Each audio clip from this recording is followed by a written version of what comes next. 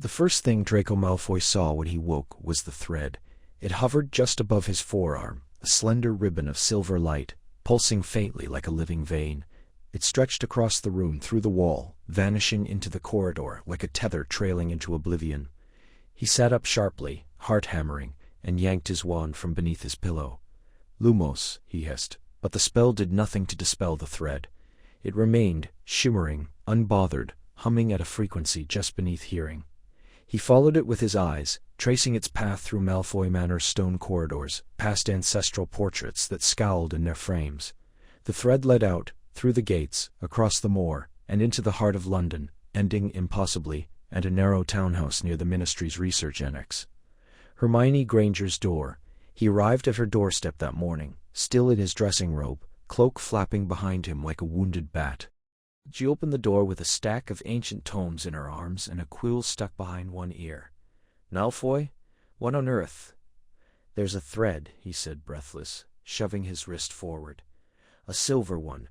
From me to you. I don't know what it is, but I didn't cast it, and it won't disappear, and I refuse to believe." Hermione blinked, stepped back, and set the books down. "Come in, and calm down. You look like you've seen a thestral in your soup." He followed her into a study so densely packed with scrolls, enchanted chalkboards, and floating diagrams that he nearly tripped over a levitating atlas of ley lines. She lit a lamp with a murmured incantation and turned to him, arms crossed. "Start from the beginning." He did. The thread, its sudden appearance, the way it tensed when he tried to apparate away from it, tugging at his chest like an invisible leash. The way it pulsed brighter when he thought of her. No, not her star, but the absurdity, the indignity. "Wait," Hermione said, stepping closer. "Its star pulsed star when you thought of me. Only when I was annoyed," he snapped, which was often. She tilted her head, eyes narrowing. "And has it done anything else? Changed color? Moved?" "It twitched when you opened the door." Hermione went very still. Then slowly, she reached out. Not toward him, but toward the space between them. Her fingers hovered just above the thread, now visible in the dim golden light of the room, coiled gently like a resting serpent. Draco flinched. "Don't touch it." "Why not?" "Because it's unnatural. It's dark magic or a curse.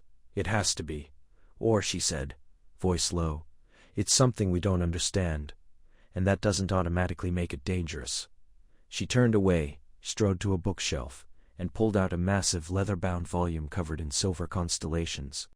Dust puffed into the air as she laid it on the table. "The Fates Lul," she murmured. "A lost branch of divination. They say ancient seers could see the threads of destiny, bonds between people, moments, choices. But the magic faded, or was buried." Draco stared at the illustration. Two figures, connected by glowing lines, their fates woven into a vast, intricate web. "This is absurd," he muttered. "I'm not entangled with you." Hermione glanced at him, a faint, unreadable expression on her face. "Then why does it glow when I'm near?" And it did. The thread, once faint, now shimmered with an inner light, pulsing in time with her breath. She held up her hand, palm open. "Let me test something." Before he could protest, she closed her eyes. Draco watched, uneasy, as her expression shifted, first to irritation, then to sorrow, then to something softer, warmer. The thread flared, a bright silver surge, like moonlight striking water. Hermione opened her eyes, startled.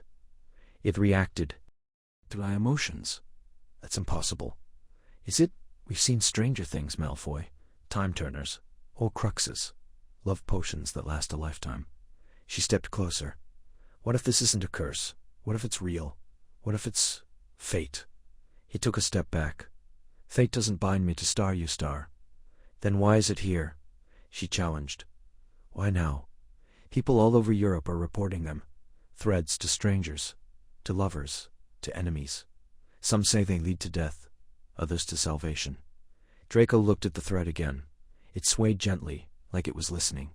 And for the first time, he was afraid. Not of magic, not of curses, but of the quiet, growing certainty that this thread was not meant to be broken. The morning light bled pale gold through the curtains of Hermione's study, catching the edge of the silver thread that stretched taut between her wrist and the door. It pulsed faintly, like a vein beneath translucent skin. She exhaled, watching her breath stir the dust motes above the open tome on the desk. Star, on the weave of fate, forgotten arcana, of the seer's line star. Around her, the room was a tapestry of controlled chaos. Scrolls unfurled like battle maps, quills scribbling on their own, and glass files humming with residual magic. Draco stood in the doorway, arms crossed, his silhouette sharp against the hall's dimness. The thread connecting them trembled as he shifted, a living thing sensing proximity. "Still obsessed, Granger?" "I prefer thoroughly invested," she replied, not looking up. Her fingers hovered over the thread, careful not to touch. "I've tried cutting it with a cursed blade from the black vaults. Nothing. I cast severing charms. Star, Defindo star, star, cinder animum, star, cinder animum star. Even the old Saxon rending hex. It doesn't fray, doesn't flicker. It's as if it doesn't exist in the same reality as our spells." He stepped in, silent on the rug. "And physically? Knives? Fire?" She lifted a pair of silvered tongs from the desk, holding them like evidence in a trial. Beneath them, nestled in a shallow obsidian dish, lay a single strand of her own hair, singed at the ends, brittle from flame. "Dragonfire," she said quietly. "I used a controlled breath from a Romanian specimen. Burned the thread where it met my skin. It didn't so much as smoke. The hair turned to ash. The thread, just star-reformed star." Draco's jaw tightened. He moved closer, his shadow pooling across the pages of the open book, where an ancient diagram showed interwoven threads spiraling around two figures, one crowned with stars, the other veiled in thorns. "And you're certain this thing only appeared after the eclipse? Not before?" "The night of the blood moon," she confirmed. "I remember because I was reviewing lunar almanacs for a paper on residual enchantments in post-war wards.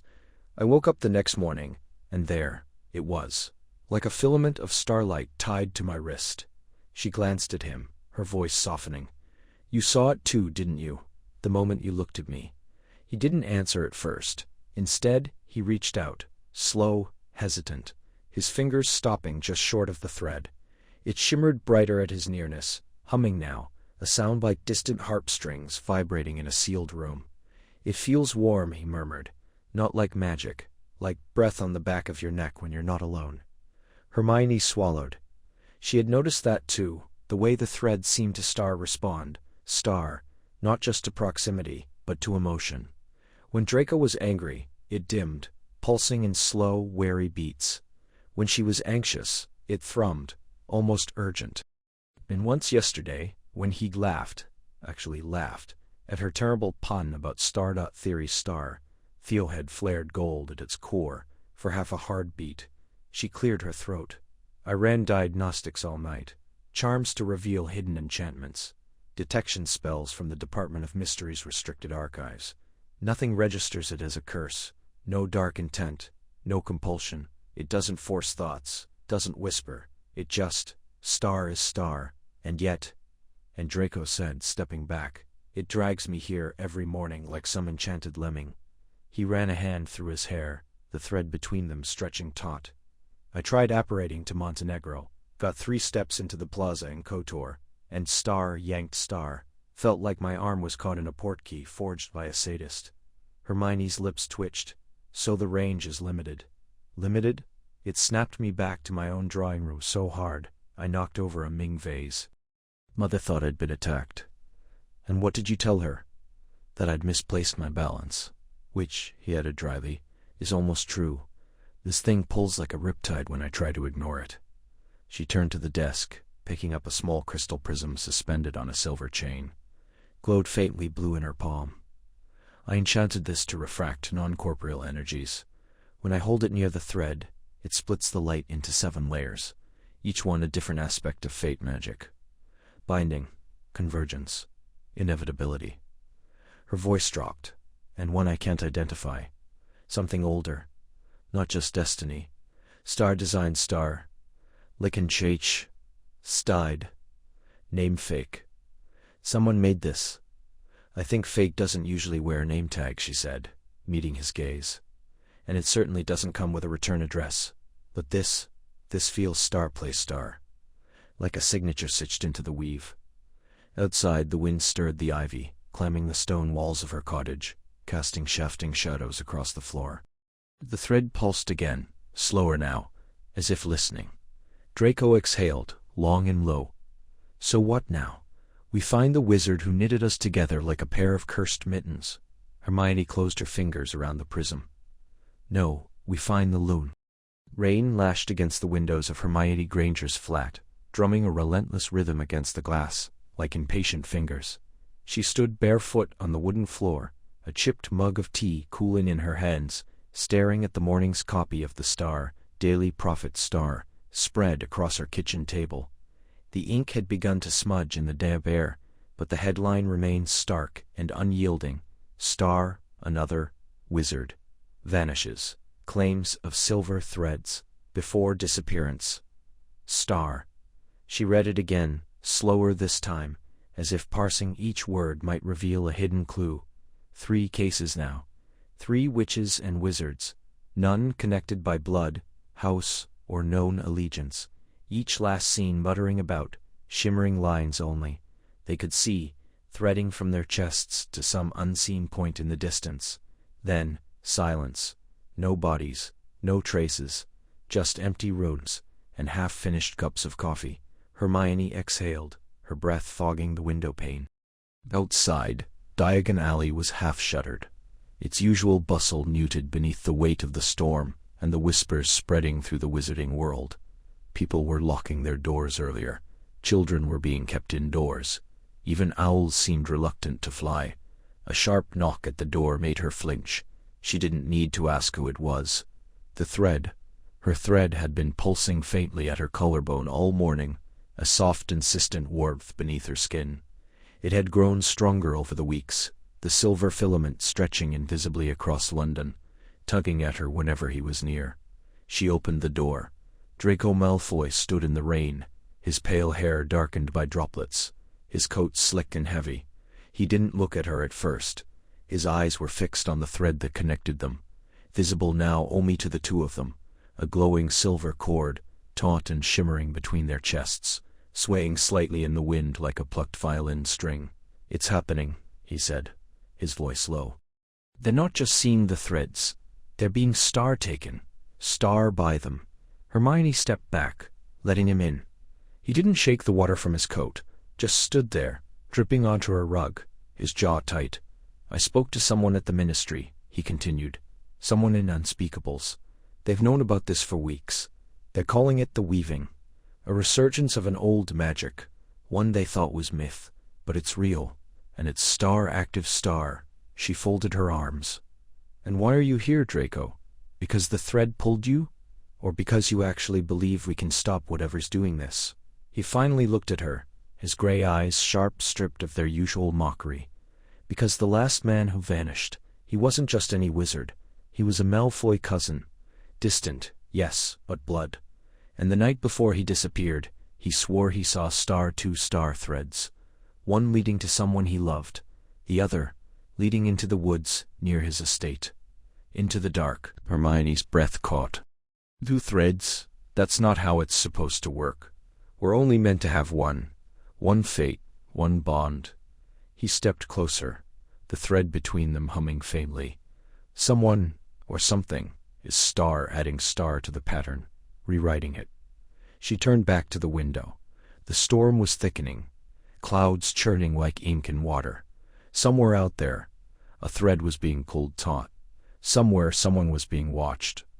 "What do you suggest?" she asked quietly. Draco's voice was barely above a whisper. "We find the source, before it finds us." The thread between them pulsed once, bright, urgent, like a heartbeat counting down.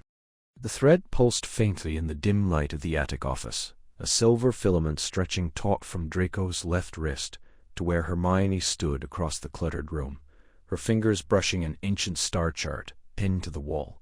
He hadn't slept properly in days, not since he'd woken to find the world changed, the air humming with invisible connections, people trailing silken cords like puppets in some cosmic loom, and his single thread, led unerringly to star her star. "It's not cursed," Hermione said, turning, her voice steady, though her eyes betrayed a flicker of something. Doubt, perhaps, or hope. "Not in the way you think." Draco exhaled sharply through his nose, crossing his arms. "So you keep saying. And yet here we are. Bound by magic to the one person who made my life unbearable at school, and you're telling me it's not a curse? That it's... what? Poetry?" "A manifestation of fate magic," she corrected, stepping carefully over a stack of weathered grimoires. "Old magic. Older than Hogwarts. There are references in the Alexandria fragments, half-burned scrolls recovered from the ruins of a pre-Roman archive in North Africa. They speak of star phylum Fati star, threads of destiny, made visible during times of great magical upheaval. The last known occurrence was over 1,000 years ago." Draco's lip curled. "And you believe that? That some ancient prophecy decided I was destined to be tethered to star U-star? That's not fate. That's a prank orchestrated by a sadistic ghost." Hermione sighed, moving to the small oak table between them. A brass astrolabe sat beside a cracked obsidian mirror, and a shallow bowl filled with mercury.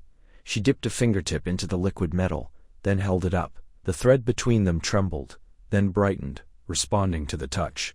"It reacts to proximity, emotion, intent. I've tested it with others.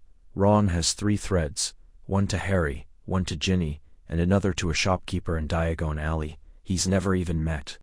Lavender Brown has one that looks back to herself." Draco stared at the mercury glistening on her skin. "And what, pray tell, does that mean? She's in love with herself? It means the magic isn't simple. It doesn't only bind people to one another. It reveals connections, some emotional, some karmic, some we don't yet understand. The point is, it's not malevolent. There's no dark incantation behind it, no curse signature, no residual hex work. This is something else." He stepped forward, voice low. "It feels like a curse. It tugs, Granger, like something's pulling me toward you, whether I want to go or not. I wake up and the first thing I see is that bloody thread, shimmering like mockery. I can't ignore it. I can't cut it. I can't—" He stopped, jaw clenched. Hermione watched him, silent now, her expression softening. "You don't have to like it," she said gently, "but you can't deny it's real. And if it's star as star fate magic, then we're not just subjects, we're witnesses. Maybe even participants. This could change everything we know about free will, about choice." Draco turned away, staring out the grimy attic window. Below, London stirred beneath a pewter sky. A street lamp flickered. Somewhere, a dog barked. Normal life. A world unaware that invisible threads were weaving through it, tying souls together like stitches in a tapestry. "And if it's not fate," he asked, quieter now? "If it's something else, something hunting these connections?" Hermione didn't answer right away. She walked to the table and flipped open a leather-bound journal, pressing her palm flat against the cover. Words began to bleed into the page, inkless, as if drawn from the air. "I've been having dreams," she admitted. "Not every night, but when I do, I see star following the threads, watching, like something's learning how to follow the bonds." Draco looked back at her, the silver thread glowing stronger between them, as if their fear had fed it. "Then maybe it's star as star a curse," he said. "Just not from the past, from the future." She met his gaze. "Then we figure it out. Together." He didn't smile, but for the first time since this began, he didn't look away. The first thing Draco Malfoy noticed when he opened his eyes was the thread. It shimmered in the faint morning light filtering through the heavy green drapes of his bedroom, a delicate silver filament stretching from the center of his chest to the edge of the canopy bed. He froze, breath catching in his throat, as if movement might make it real. But it didn't vanish. It pulsed faintly, like a heartbeat woven from starlight, and it led, impossibly, through the wall, across the Wiltshire countryside, and straight to Hermione Granger. He sat up sharply, the silk sheets pooling around his waist, and stared at his reflection in the ornate mirror across the room. No signs of hexing, no telltale green tinge around the eyes, no stutter in his pulse. Yet there it was, undeniable, undeniable. He touched his chest where the thread seemed to emerge, but his fingers met only smooth skin. The sensation was subtle, a gentle tug, like the first whisper of gravity before a fall. "This is absurd," he muttered, swinging his legs over the side of the bed. "A prank, a hallucination, anything but fate." But by midday, the thread remained, and so did the second one he noticed, fainter, frayed at the edges, that stretched from his wrists toward the ministry. Someone else was bound to him. The revelation sent a cold ripple down his spine. At the ministry, Hermione Granger stood before the board of arcane oversight, her hands flat on the polished mahogany table, her voice steady despite the tremor in her veins. "This phenomenon isn't isolated. We've documented over 200 cases in the past fortnight, threads appearing overnight, connecting people, strangers, enemies, lovers, without explanation. And they're not passive. They star-react star. When two bound individuals are in proximity, the threads brighten. When one lies, they vibrate. When one is in danger." She hesitated, then unrolled a parchment with a sketch of a thread splitting into jagged tendrils like broken glass. "They fray, and the person follows shortly after." Madame Edgecombe, head of the Department of Mysteries, adjusted her spectacles. "And you're certain this isn't a residual effect of the final battle? Some lingering charm from Voldemort's magic?" "No," Hermione said firmly. "This is older. The runes I found in the archives, etched into forgotten wards beneath Stonehenge, hidden in the oldest divination tomes. They speak of the Loom of Moros, a myth, supposedly, a force that wove destinies in the time before time. But the symbols match, the silver threads. They're not just signs, they're star connections. Star. And someone, or something, is pulling them." A murmur rippled through the chamber. "And Malfoy?" asked a grizzled Auror from the back. "He's the only one reporting a thread to you, correct?" Hermione exhaled slowly. "Yes, but I've seen the thread myself. It's visible to both of us. That's part of the condition. The threads are only seen by those entangled." "It's reciprocal. Convenient," came a drawl from the doorway. She turned. Draco stood there, immaculate in charcoal gray robes, his expression unreadable. The silver thread between them flickered as their eyes met, glowing just a shade brighter. "This isn't a game, Malfoy," she said. "No," he said, stepping forward. "It's worse. It's star, fate, star. And I don't trust fate any more than I trust you." "You don't have to trust me," she shot back. "But if we don't figure out what's causing this, people are going to die. Already, 3 individuals with frayed threads have vanished. No traces, no bodies. Just gone." Draco's jaw tightened. "So we're supposed to work together? You and I? After everything?" Hermione met his gaze, the weight of years between them pressing like a stone in her chest. "It's not about us, it's about the threads. And whatever's following them." The room fell silent. Even the enchanted quills above the table paused in midair. Finally, Edgecombe sighed. "Very well. The investigation is approved. Joint oversight. But if either of you so much as casts a suspicious charm, you'll have me arrested," Draco finished, smirking. "How nostalgic." Hermione ignored him. "We'll start with the archives, the oldest divination scrolls. There has to be a record, something about breaking a bond or hiding from it." Draco glanced at the thread. Still there, still pulsing, and muttered, "You really think we can outwit fate?" "I think," she said softly, "that we've already done the impossible. Why stop now?" Outside, the sky darkened. Somewhere deep beneath the earth, a loom creaked in the dark. The first thing Hermione noticed when she woke was the light. Not sunlight, this was different. A soft, silvery shimmer, like moonlight caught in spider silk, threaded through the air beside her bed. She blinked, rubbed her eyes, and stared again. It was still there, a single, delicate strand, pulsing faintly, stretching from her left wrist toward the window. Her breath caught. She sat up slowly, heart thudding. The thread didn't waver. It remained steady, taut, leading out through the open window and into the gray morning beyond. She swung her legs over the side of the bed, bare feet pressing into the cold wooden floor. As she stood, the thread tugged slightly, just a gentle pull, like a fish line quivering in water. Instinctively, she followed. It led down the narrow stairs of her cottage, past her cluttered study with its stacks of parchment and half-empty teacups, out the front door and into the dew-soaked garden. The air smelled of damp earth and blooming jasmine. The thread arced over the stone wall, across the meadow, and toward the distant silhouette of the old Malfoy estate on the hill. "No," she whispered. "It couldn't be. Not him. Not Draco Malfoy." But the thread didn't lie. It pulsed stronger now, a steady rhythm syncing with her breath, with her pulse. She wrapped her fingers around it, hesitant, and gasped. Not solid, not quite, but not intangible either. It hummed beneath her skin, warm and alive, like touching a live wire wrapped in velvet. A jolt of something, recognition, shot through her chest. She dropped it immediately. "This is impossible," she muttered, pacing. "I'm the researcher. I study the phenomenon. I don't participate in it." But she had, and Draco had warned her.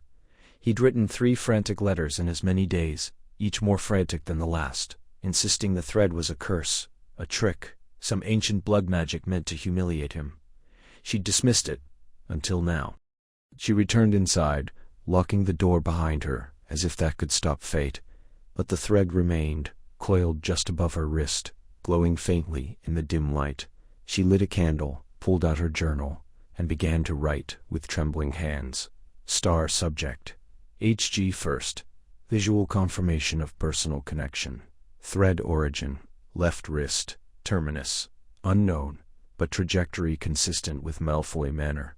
No prior symptoms. Onset. Immediate. Upon waking. Emotional response. Distress. Confusion. Reluctant curiosity.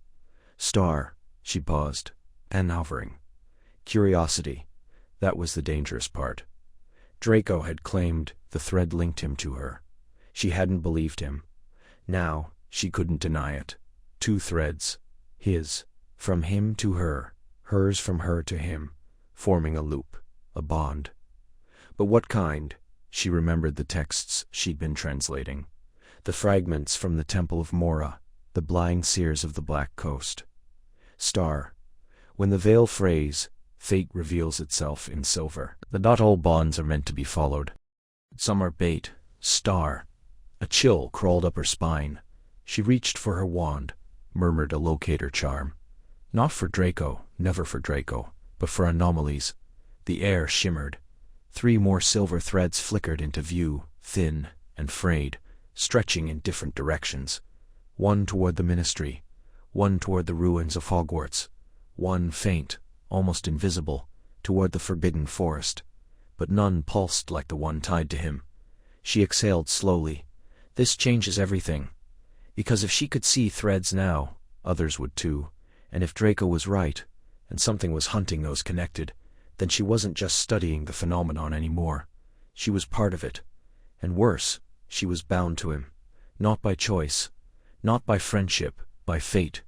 She looked down at the silver line, glowing softly against her skin. It was still pulling. The first thing Draco Malfoy noticed when he opened his eyes was the silver thread. It arced across his bedroom in the manner of a spider's silk caught in early sunlight, trembling slightly, as though breathed upon by a ghost. It began at his chest. No, star from star his chest, just above his heart, where the skin tingled beneath his nightshirt, and stretched in a straight, unwavering line through the wall. He sat up sharply, the silk sheets tangling around his legs, and blinked hard. Once, twice. It didn't vanish. He reached out, fingers hovering. No resistance, no warmth. But when he squinted, the thread pulsed faintly, like a vein under moonlight. "This is absurd," he muttered, swinging his legs over the side of the bed. Dream residue. Stress. Something in the wine last night. Yet the thread remained. He followed it through the silent halls of Malfoy Manor. The cold marble under his bare feet, a sharp contrast to the unnatural warmth, blooming in his chest. The thread led him down the east wing, past portraits that whispered behind their frames, down the grand staircase, through the frost-laced gardens, and across the wrought iron gates that had once barred so many from entering.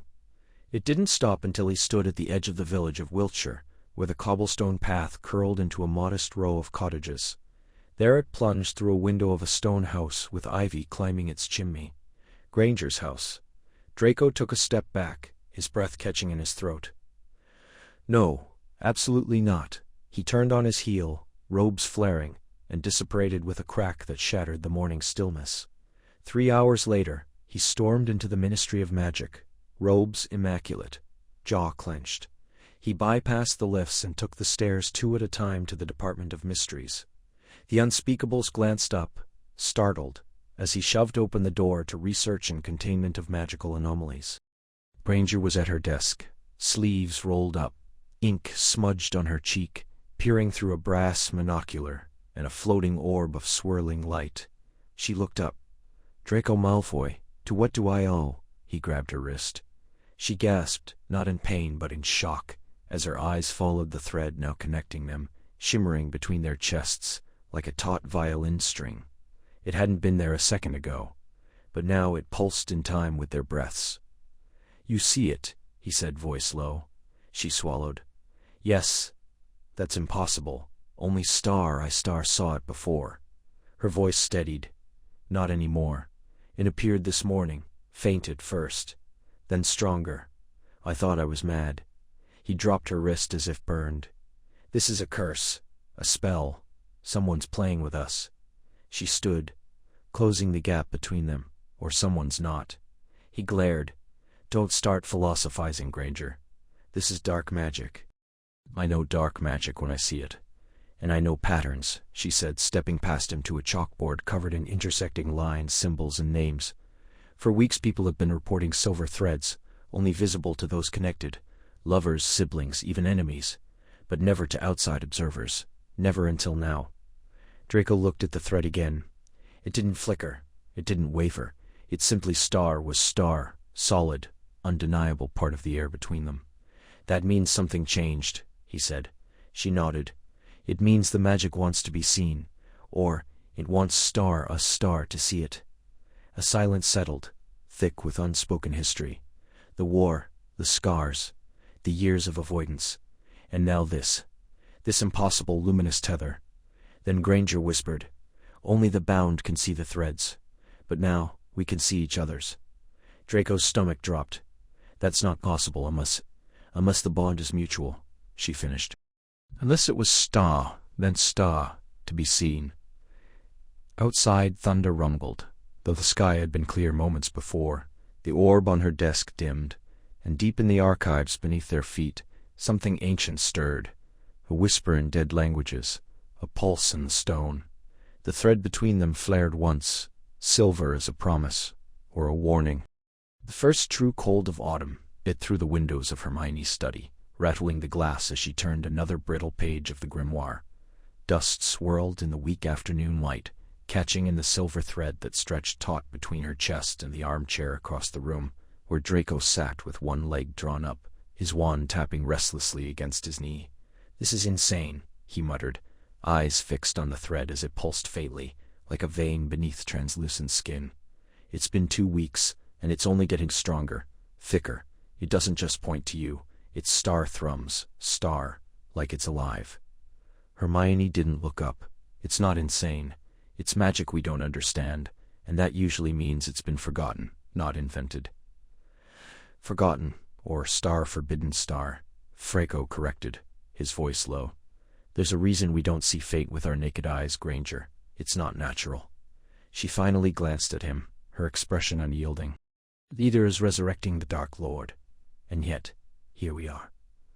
A silence settled between them, broken only by the crackle of the fire and the soft scratch of her quill as she copied a passage from the book. It was ancient, bound in what looked like cured mooncalf hide, its pages stained with what might have been ink or blood. She'd found it buried beneath a false floorboard in the restricted section, listed in a forgotten catalogue, under necrosoth star, the term even Madame Pince had never heard. "Listen to this," Hermione said, her voice tight with excitement. "When the veil thins and the stars align in the 7th house, the threads of Tyre awaken. Not as prophecy, not as omen, but as star truth. Star. The chosen see the bonds, the crossings, the knots that cannot be undone." She looked up. "Tyre, that's not a name in any modern text." Draco leaned forward. "Try the etymology." She flipped back to a glossary scrawled in the margins. possibly derived from the old Gaelic star tis star, meaning land or fate. But there's more. It says thread casting was banned by the Wisengamot 7 centuries ago. Not regulated. Star banned star. Entire families were wiped from records, erased, for practicing it. Why? Draco asked, though he already feared the answer. Because they didn't just star see star fate, she said slowly. They star-shaped star it. They could sever threads, weave new ones, even transfer destinies. One passage claims a threadcaster once bound a Muggle blacksmith's fate to that of a pure-blood heir, so seamlessly that the boy rose to become minister by 40, never knowing his life wasn't his own. Draco's hand instinctively touched the thread where it emerged from his chest. So someone could make star this. Hermione hesitated. Theoretically, but it would require a level of magical precision we haven't seen since the Founders. And a willingness to play God. Outside, a gust of wind howled through the courtyard, snapping the branches of the old beech tree. The thread between them shivered, then flared, silver light flooding the room for a heartbeat before dimming again. They both froze. That wasn't us, Draco whispered. No, Hermione breathed. That was the thread star responding star.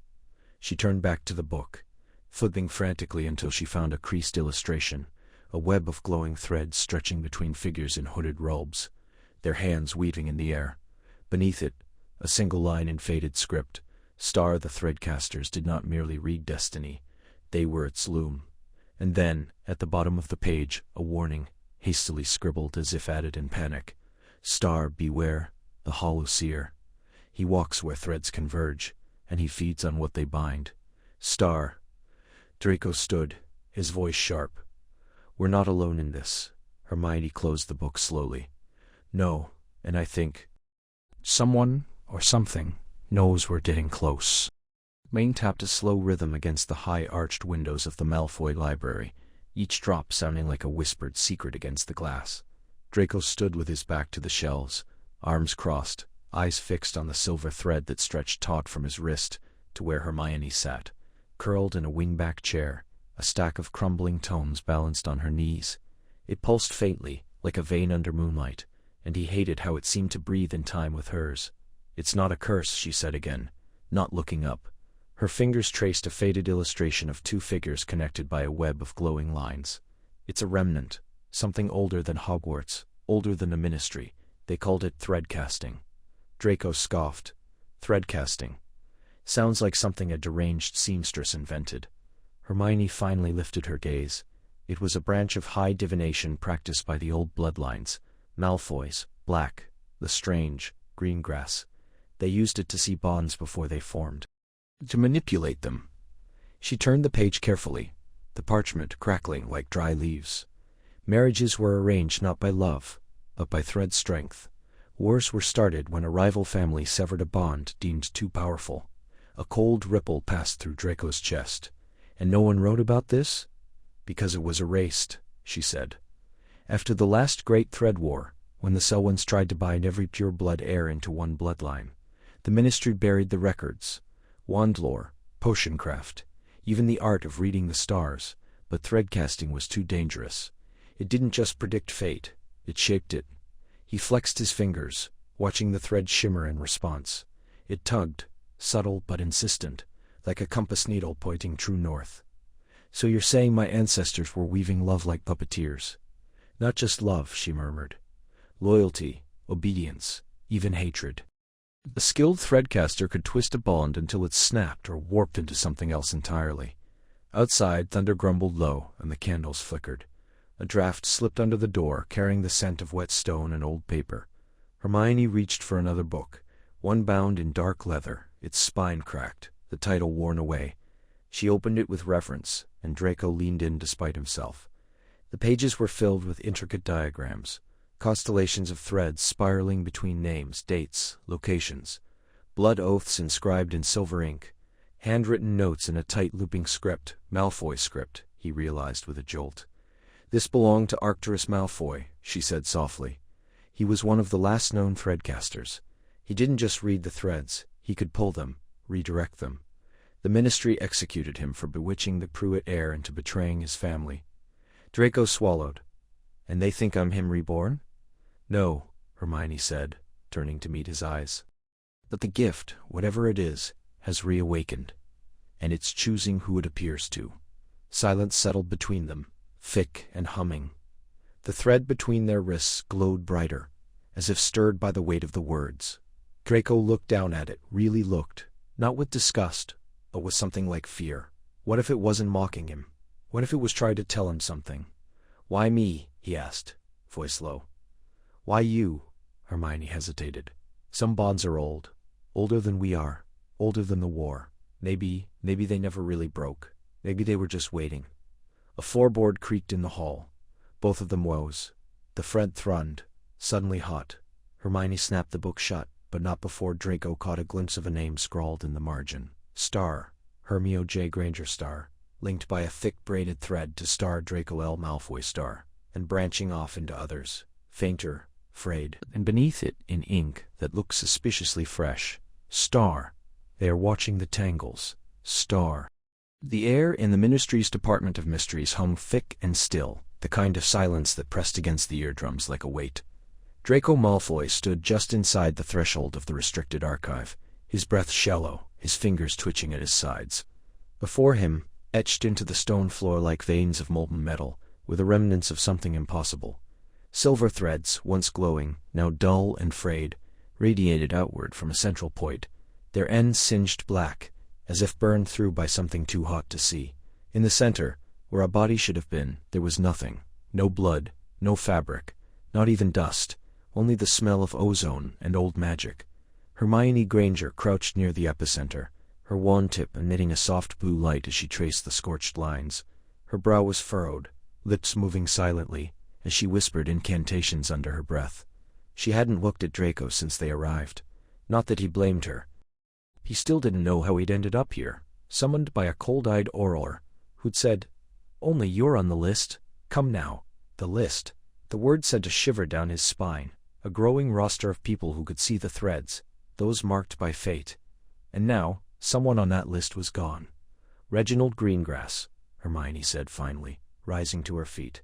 16 threads. 16. I've never seen anyone with more than 3. Draco swallowed. He was a seer, wasn't he? A Mitre one. Part of an old Divination lineage. His family used to interpret celestial patterns, but they've been fading for generations. She turned to him, her eyes sharp. Until now. Until this. The thirds had started appearing 3 weeks ago. At first people thought it was a prank, a bizarre side effect of residual war magic. But then more began to see them, silver filaments stretching from chest to chest, pulsing faintly, connecting souls in ways no one understood. Some led to lovers, long before they met. Others to mentors, enemies, even death, and Draco's, one solitary thread, led straight to Hermione. He hadn't spoken to her since Hogwarts, had barely looked at her, and now fate, or whatever this was, had tied them together like 2 frayed ends of the same cursed tapestry. "He didn't just vanish," Hermione murmured, stepping carefully over the blackened arcs. "He was taken. These threads were severed, violently. See how they fray outward? Like they were pulled from both ends." Draco knelt, touching nothing. What could do that? Something that follows the threads. She glanced at him, her voice dropping. "I've been researching old texts on destiny magic. There were families, centuries ago, who claimed they could weave fate. Not just predict it, shape it, control it. They called themselves the Loom Keepers. And they disappeared, wiped out, or so the stories say." She hesitated, but some believe they didn't die. They just went into hiding, waiting for the threads to return. A cold draft swept through the chamber, rustling the scorched fibers. One of them trembled, then flared, once like a dying star. Draco stepped back. That one, it just lit up. Hermione was already moving. "It's not dead. It's searching. The bond is broken, but the connection hasn't fully faded. Whoever, or whatever, took Reginald, it's still touching the thread." From somewhere deep in the archive, a faint hum began, low and rhythmic, like a heartbeat buried in stone. "We need to go," Draco said, voice tight. "No," Hermione whispered. "We need to follow it." She pulled a small silver locket from her robes, engraved with runes he didn't recognize, and opened it. Inside, a single thread curled gently, pulsing in time with her breath. Hers, connected to him. And now, impossibly, it began to vibrate. The hum grew louder. And in the shadows beyond the archive door, something silver flickered. Just for a second, like a thread being tugged taut by an unseen hand. The first time Draco noticed the change, he thought it was a trick of the light. He'd been standing in the Ministry's atrium, arguing with Hermione, again, about the validity of some obscure Sibylline fragment she'd dragged from the Department of Mysteries archives. The silver thread connecting their wrists pulsed faintly, as it always did, a constant, irksome reminder that he was bound to her in some cosmic jest. But then a loose scaffold above them groaned, wood splintering, and a beam swung down like a pendulum of death. Hermione didn't see it. Draco did. He lunged, shoving her aside. They tumbled to the polished marble, breath knocked from them, the beam crashing inches behind. For a moment, then lay tangled, her hand gripping his forearm, her chest heating against his. And the thread brightened. Not just a shimmer, but a flare, like molten mercury catching fire. It dimmed as her breathing steadied. "What was that?" she asked, pushing herself up, her brow furrowed more at him than the wreckage. "Instinct," he muttered, avoiding her gaze. He flexed his wrist, watching the thread settle back to its usual faint glow. "Don't flatter yourself." But he thought about it later, in the quiet of his flat. The thread coiled gently around his wrist, like a sleeping serpent. He stared at it, willing it to react, to pulse, to flare, but it remained calm. Then the flue flared green, and her voice, tight with urgency, called through. "Draco, the archives. Something's wrong."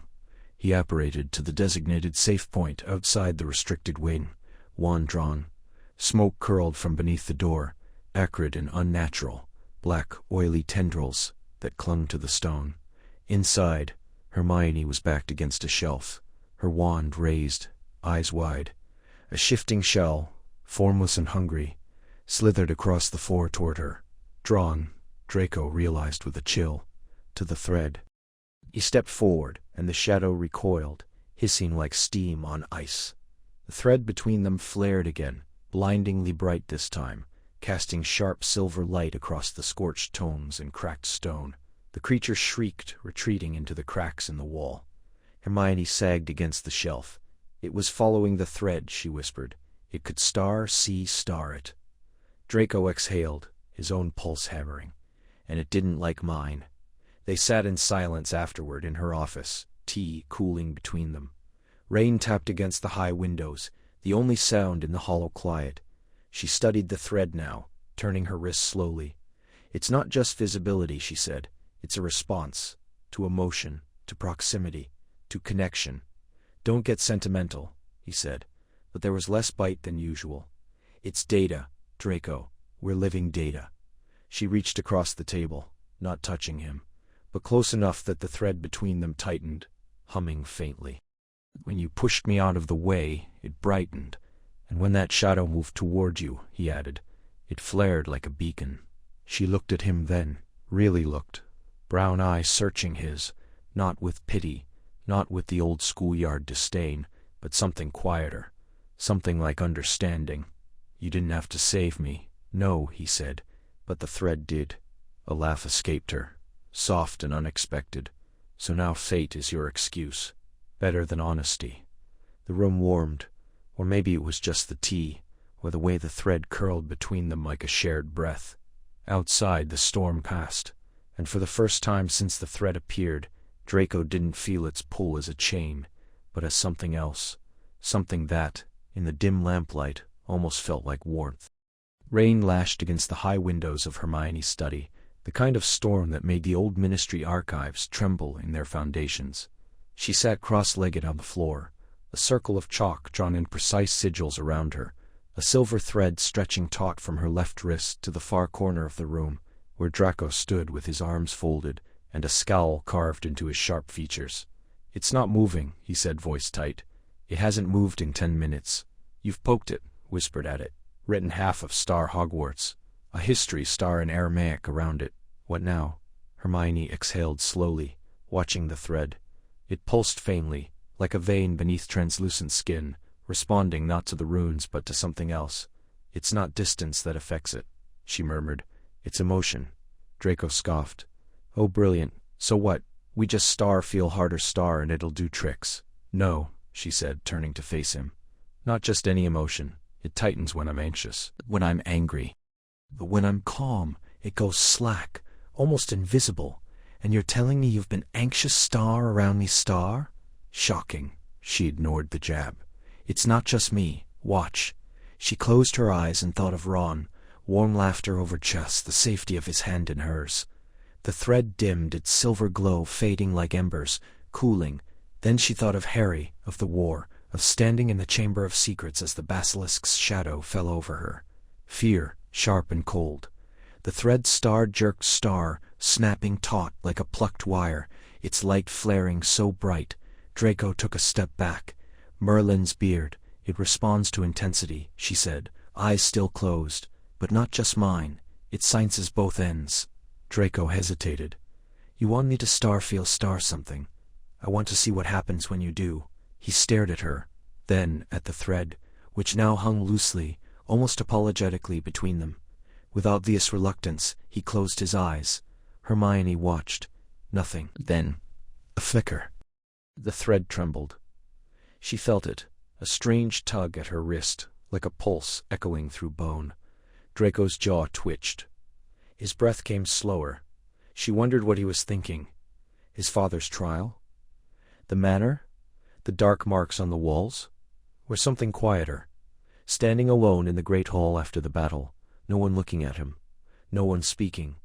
The thread tightened not with her fear, not with her anger, with his star.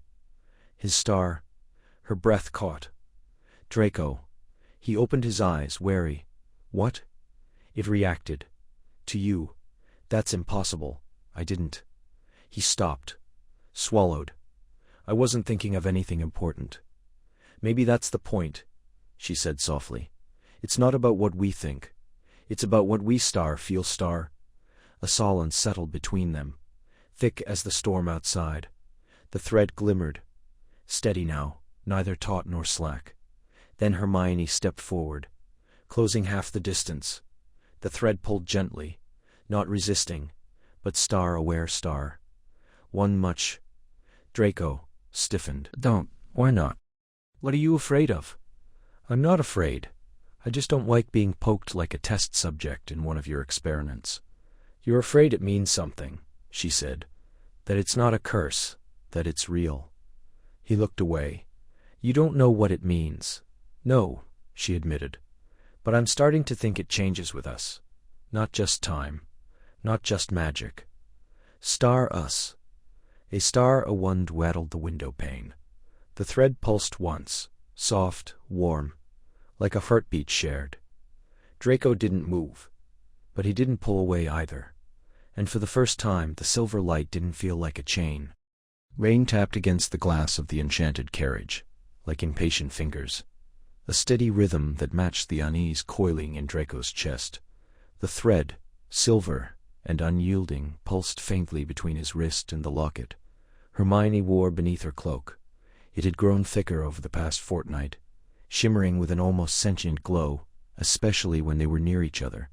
He hated how it tugged, subtle but persistent, like a leash disguised as silk. "You're glaring at it again," Hermione said, not looking up from the scroll in her lap. Her voice was calm, but there was a tightness around her eyes he'd come to recognize. The thread between them wasn't just connecting them, it was changing them. "It's unnatural," he muttered, folding his arms. "Like something's been stitched into my skin without permission." Hermione finally rolled the scroll shut and tucked it into her satchel. "That's exactly why we're going to the Ethel Archive." The threadcasters weren't just mystics, they were scholars. They mapped these bonds, studied their origins, even tried to sever them. If there's an answer to what's happening to us, it's there.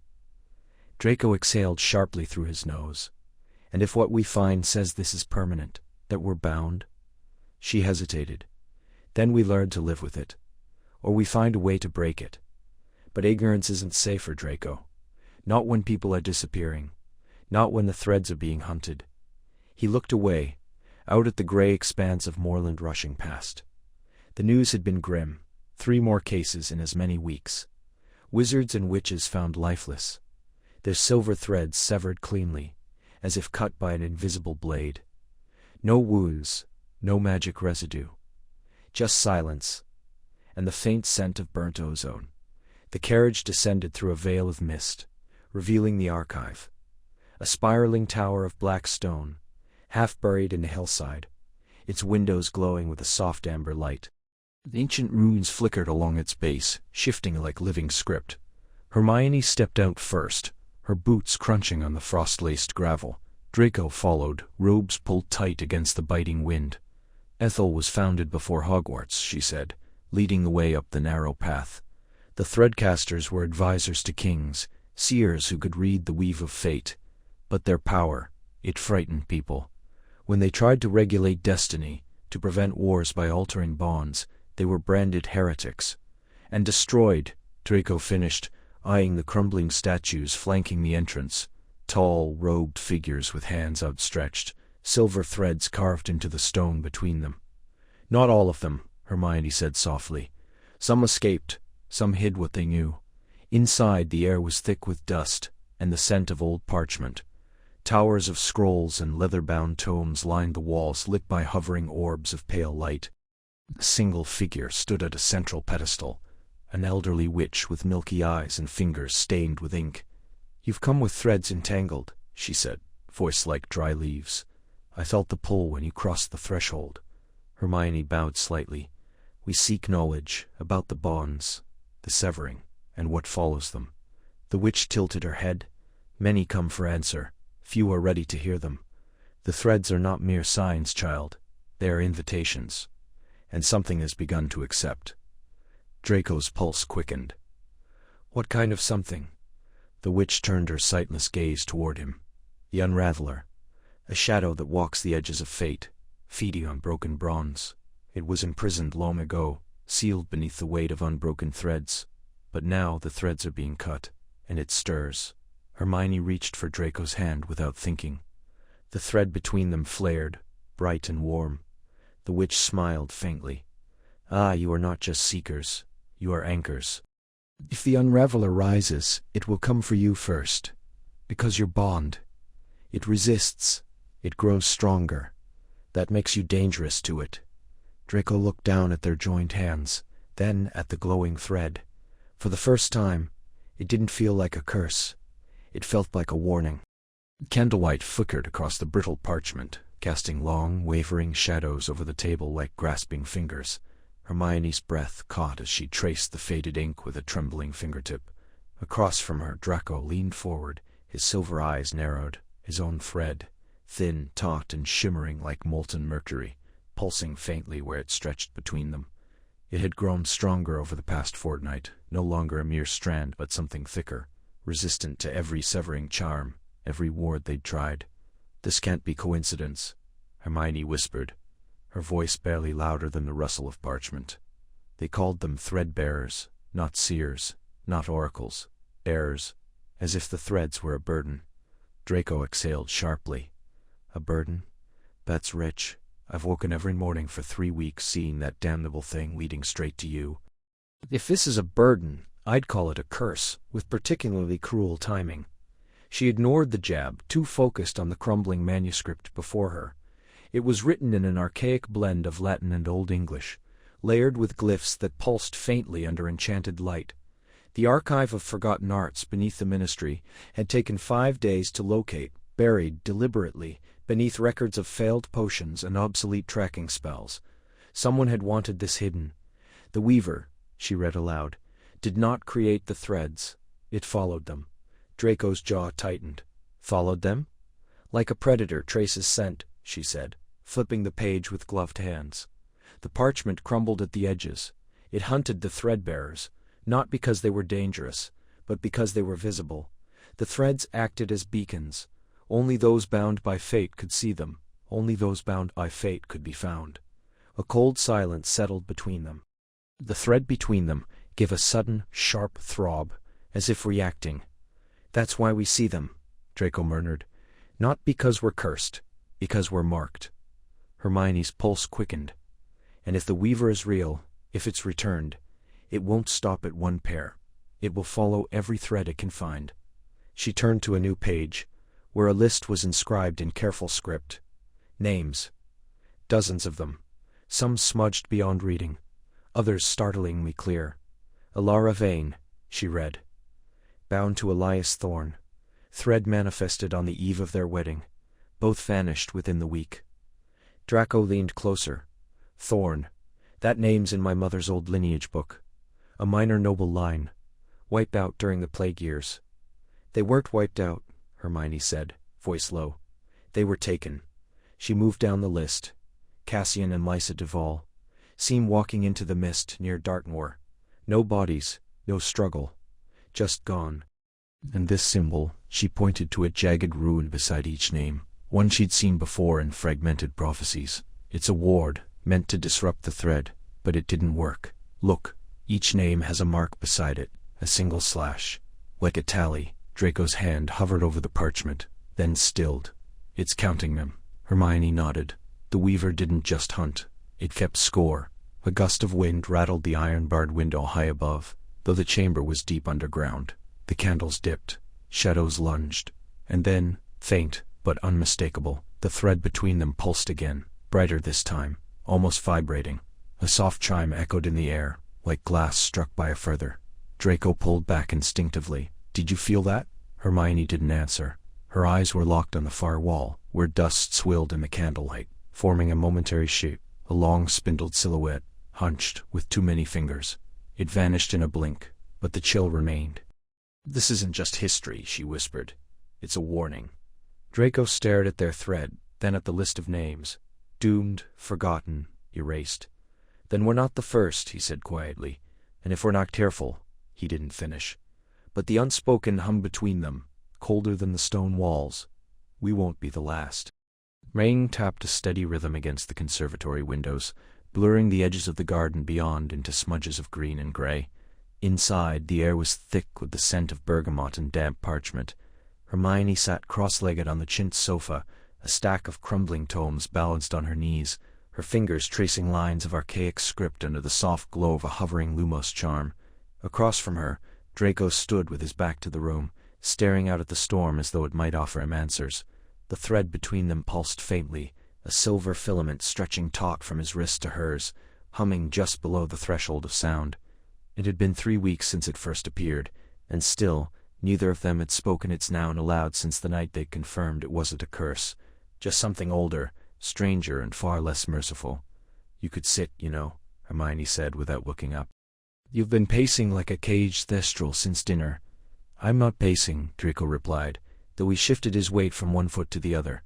I'm contemplating the rain, contemplating how absurd this is. You, me, and a thread of fate that refuses to vanish no matter how many countercharms I throw at it. Hermione exhaled, slow and deliberate. It's not absurd, it's real, and if we're going to understand it, really understand it, we have to stop treating it like an inconvenience. Its star is star, an inconvenience. His voice was sharp but not unkind. Waking up to see my life tethered to yours. To star, you star, after everything. She finally looked up. After everything, we're still here, alive, and now, connected, whether we like it or not. Draco turned, one hand braced against the window frame. Do you ever wonder if this is punishment? For what? Surviving. She snapped the book shut. Well, for daring to believe things could change. For believing we could be anything but what we were. His gray eyes held hers, guarded but searching. You were the brightest witch of our age. I was the boy who called you a mudblood. And now we're, what, bound by fate, like characters in some tragic romance? Maybe it's not tragic, she said softly. Maybe it's just new. A silence settled between them, filled only by the rain and the quiet crackle of the dying fire. Draco moved then, not toward her, but to the tea service on the side table. He poured 2 cups, black for her, 1 sugar, no milk, the other with a splash of cream, precisely how he liked it. He handed hers over without a word. Thank you, she murmured. He sat at last, perched on the edge of the armchair, fingers wrapped around the warm porcelain. I saw my mother's thread once, he said, voice low. It led to my father. even after Azkaban, after the trial, after everything. It was still there. Faint, frayed, but present. Hermione studied him. "And you?" "I don't know," he admitted. "Not yet, and I see yours. Every morning, every night. It doesn't fade. It doesn't weaken. If anything, it's stronger." She glanced at her own wrist, where the thread gleamed softly against her skin. The texts mentioned deepening bonds. Not all threads are equal. Some are fleeting, others endure. "And this one?" He didn't finish the question. "I don't know what it means either," she said. "But I don't think it's malicious. I think it's trying to tell us something." Draco stared into his tea, the steam curling like smoke. "And if it's not something we want to hear?" Hermione didn't answer right away. Outside, the wind pushed against the glass, and the thread between them shimmered, brighter for a heartbeat, before settling again. "Then we'll have to decide," she said, "whether we're the kind of people who run from fate, or the kind who face it." The air in the hidden chamber beneath the ruins of Rowena Ravenclaw's ancestral keep was thick with the scent of damp stone and ancient wool. Dust motes swirled in the pale glow of Hermione's wanlight, settling like frost on the massive tapestry that spanned the far wall. It shimmered faintly, not with magic Hermione recognized, but with something deeper, older. Threads of silver, gold, and deep indigo wove through the fabric, pulsing like slow heartbeats. "This isn't just a tapestry," Draco murmured, his voice low, almost reverent. He reached out, then hesitated. The silver thread connecting his wrist to Hermione's flickered brighter now, as if reacting to the weave before them. "It's a memory, a living one." Hermione stepped closer, her fingers tracing the hem of the fabric without touching. The threadcasters, they didn't just record fate, they tried to hide it. Conceal the threads from something. A ripple passed through the tapestry. The threads shifted. Suddenly, the scene changed. Figures emerged from the weave, robed women with eyes like polished obsidian, their hands moving in intricate patterns, weaving not with looms of wood and thread, but with strands of light pulled from the air itself. One by one they knotted the silver threads into the tapestry, sealing them away. The air and the vision darkened. Shadows pooled at the edges of the chamber, thick and hungry, reaching like smoke with fingers too long. "They were afraid," Hermione whispered. Draco's jaw tightened. "Not of fate, of whatever wanted to eat it." The vision deepened. One threadcaster, tall, her hair braided with silver beads, turned to face the darkness. She raised her hands and the tapestry behind her flared with light. The threads pulsed in unison, forming a barrier. For a moment, the shadows recoiled. Then came a sound, not through the air, but through bone. A low, hollow hum that made Hermione's teeth ache. The shadows surged forward, not as smoke, but as something with weight and intent. Where they touched the silver threads, the light dimmed, frayed, then vanished, consumed. "They're not just hunting the bonds," Draco said, his voice tight. "They're devouring them." The threadcaster screamed, not in pain, but in warning. With her last breath, she tore a strand of her own fate, crimson as blood, and wove it into the tapestry's center. The vision collapsed inward, folding back into stillness. Silence returned. Hermione exhaled, her breath unsteady. She sacrificed her own thread, to lock the rest away. Draco stared at the tapestry, then at the silver bond still glowing between them. And now the threads are visible again, everywhere, exposed. "They're awake," she said. "And whatever's hunting them, it's waking too." A cold draft curled through the chamber. The tapestry trembled. One silver thread, fresh, bright, wove itself into the pattern from nowhere. Then another, and another. Hermione's breath caught. "It's not just remembering the past. It's recording the present." Draco looked at her, his gray eyes sharp with something she hadn't seen before. Not fear, not pride, but resolve. "Then we're not just studying fate, Granger. We're in its loom." She nodded, heart pounding. "And we might be the next threads it tries to cut." Above them, a stone cracked. Dust sifted from the ceiling. The air hummed again, soft, distant, but unmistakable. The hunt had begun. Rain lashed against the high windows of the Ministry's Department of Mysteries, each droplet striking the glass like a whispered warning. Hermione stood in the dim glow of the orb room, her breath shallow as she traced the silver thread coiled around her wrist. It pulsed faintly, warm against her skin. It stretched taut across the room, vanishing through the stone wall toward parts unknown. Draco stood near the threshold, arms crossed, his own thread, once solitary, now braided with 3 others, wound loosely around his forearm like a living bracelet. They weren't just random disappearances, Hermione murmured, eyes scanning the latest report. They're all connected. Each one had multiple threads. Not just one. Star multiple. Star. Draco exhaled sharply. So what? That means nothing. I've got more now, too. You've got more. We're still here. But they weren't researchers, she said, turning to face him.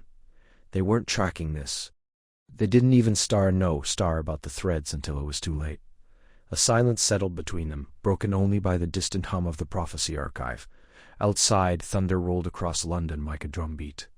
They're being hunted, Draco said at last, voice low. Something seized the threads, and it's following them. Hermione nodded. She'd feared that for days.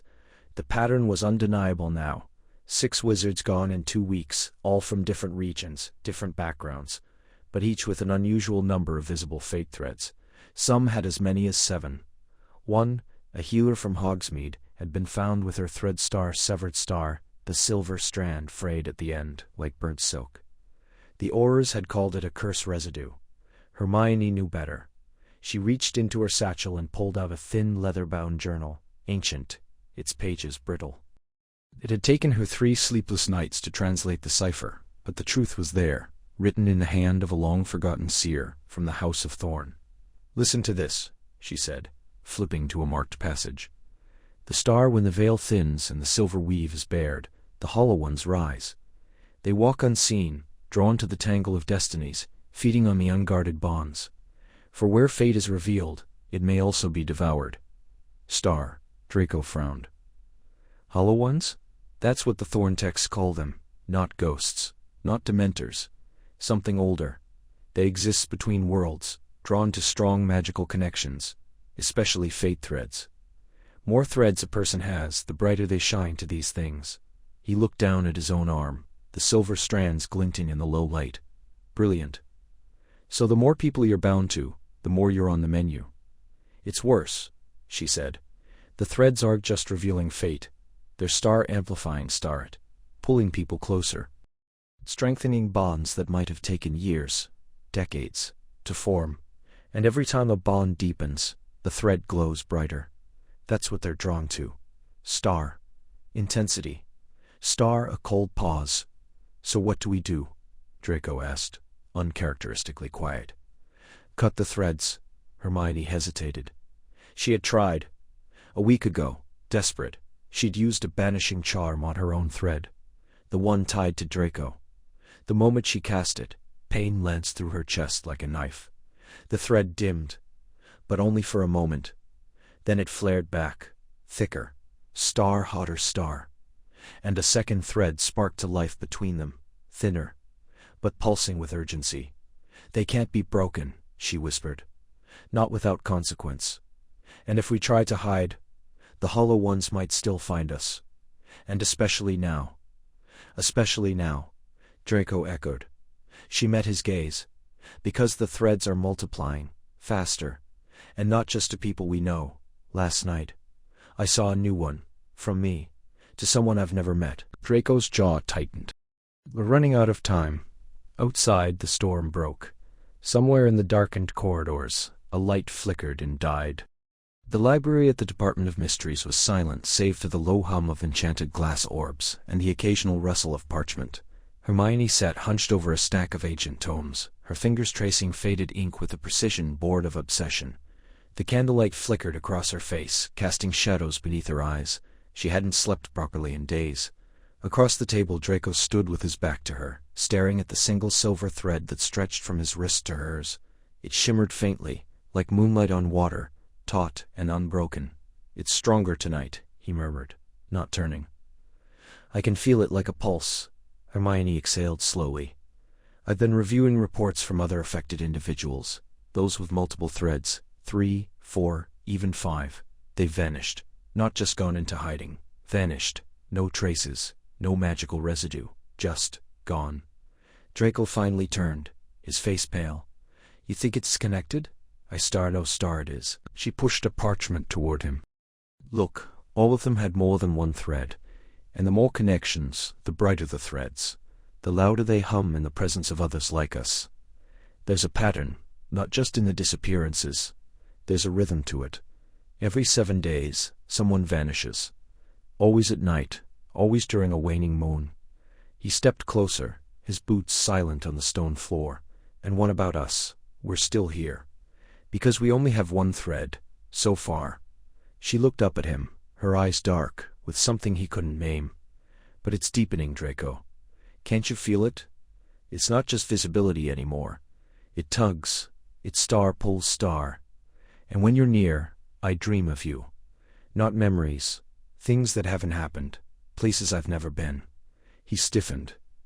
Don't say that. It's true. Her voice dropped. Last night, I saw a city made of glass towers under a violet sky.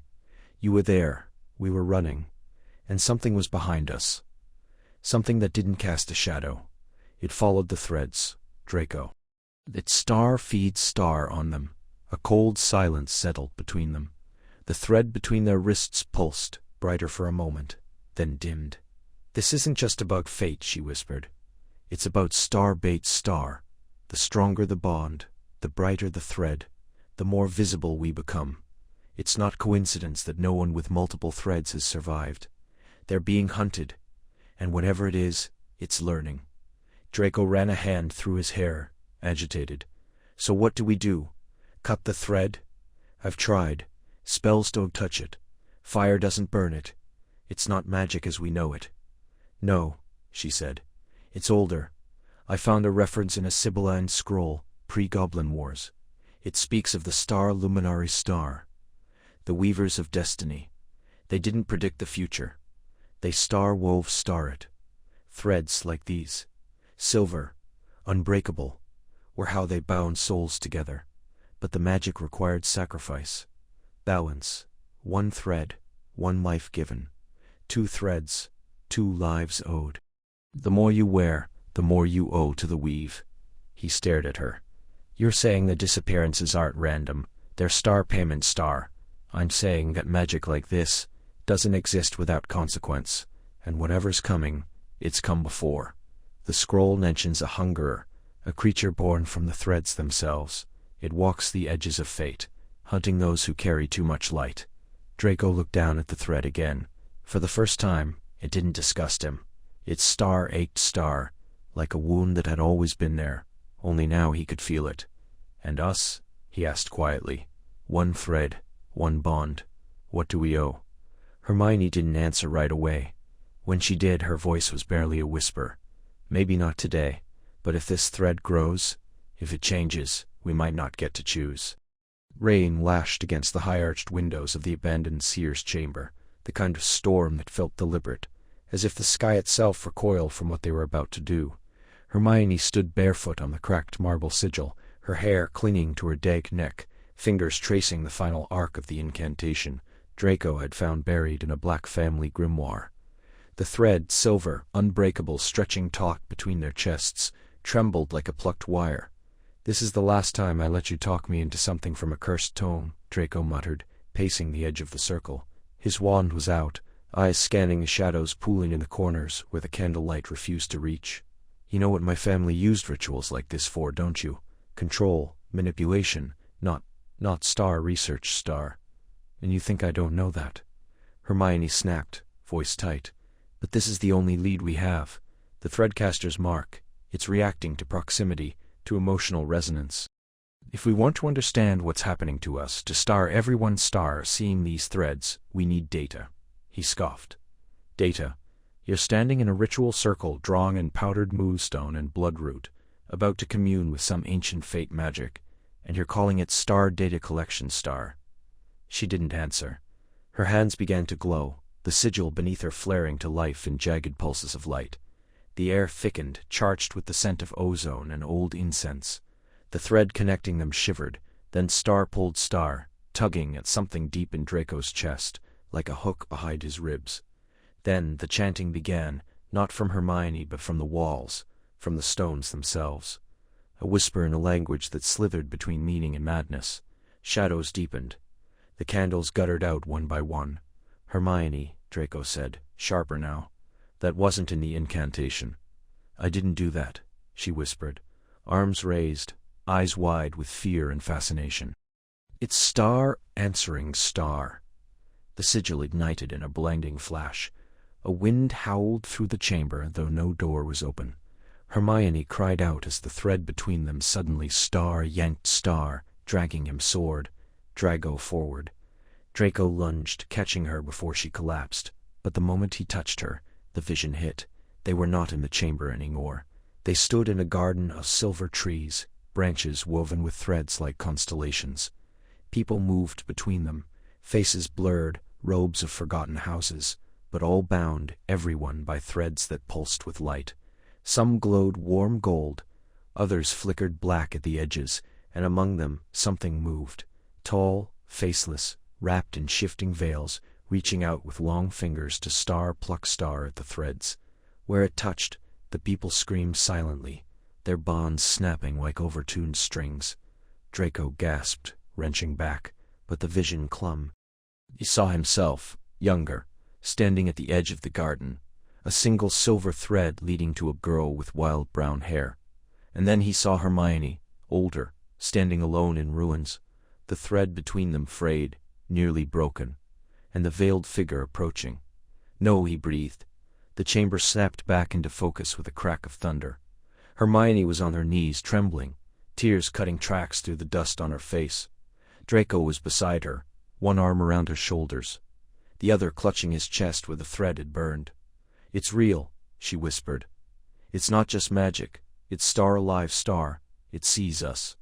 Draco could respond. The sigil flared again, this time in jagged red. The floor cracked.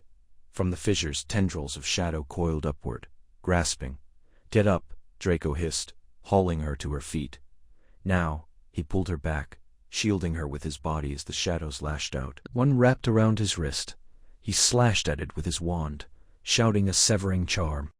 It shrieked, dissolving into smoke, but more rose. The thread between them burned hotter, brighter, until it wasn't just a line. It was a cord, thick and luminous, pulsing like a heartbeat. And for the first time, Draco didn't recoil from it. He followed it, using it as a tether to keep her close, to keep her safe. They stumbled through the collapsing doorway, just as the chamber imploded behind them, stone groaning, as if in pain. Outside, beneath the storm-lit sky, Hermione turned to him, breathless. "You didn't have to, I know," he said, voice rough. "But the thread wouldn't let me do anything else, and that was the worst of it. Not the vision, not the creature in the garden. It was the quiet certainty in his bones that he would have chosen her, even without fate's hand."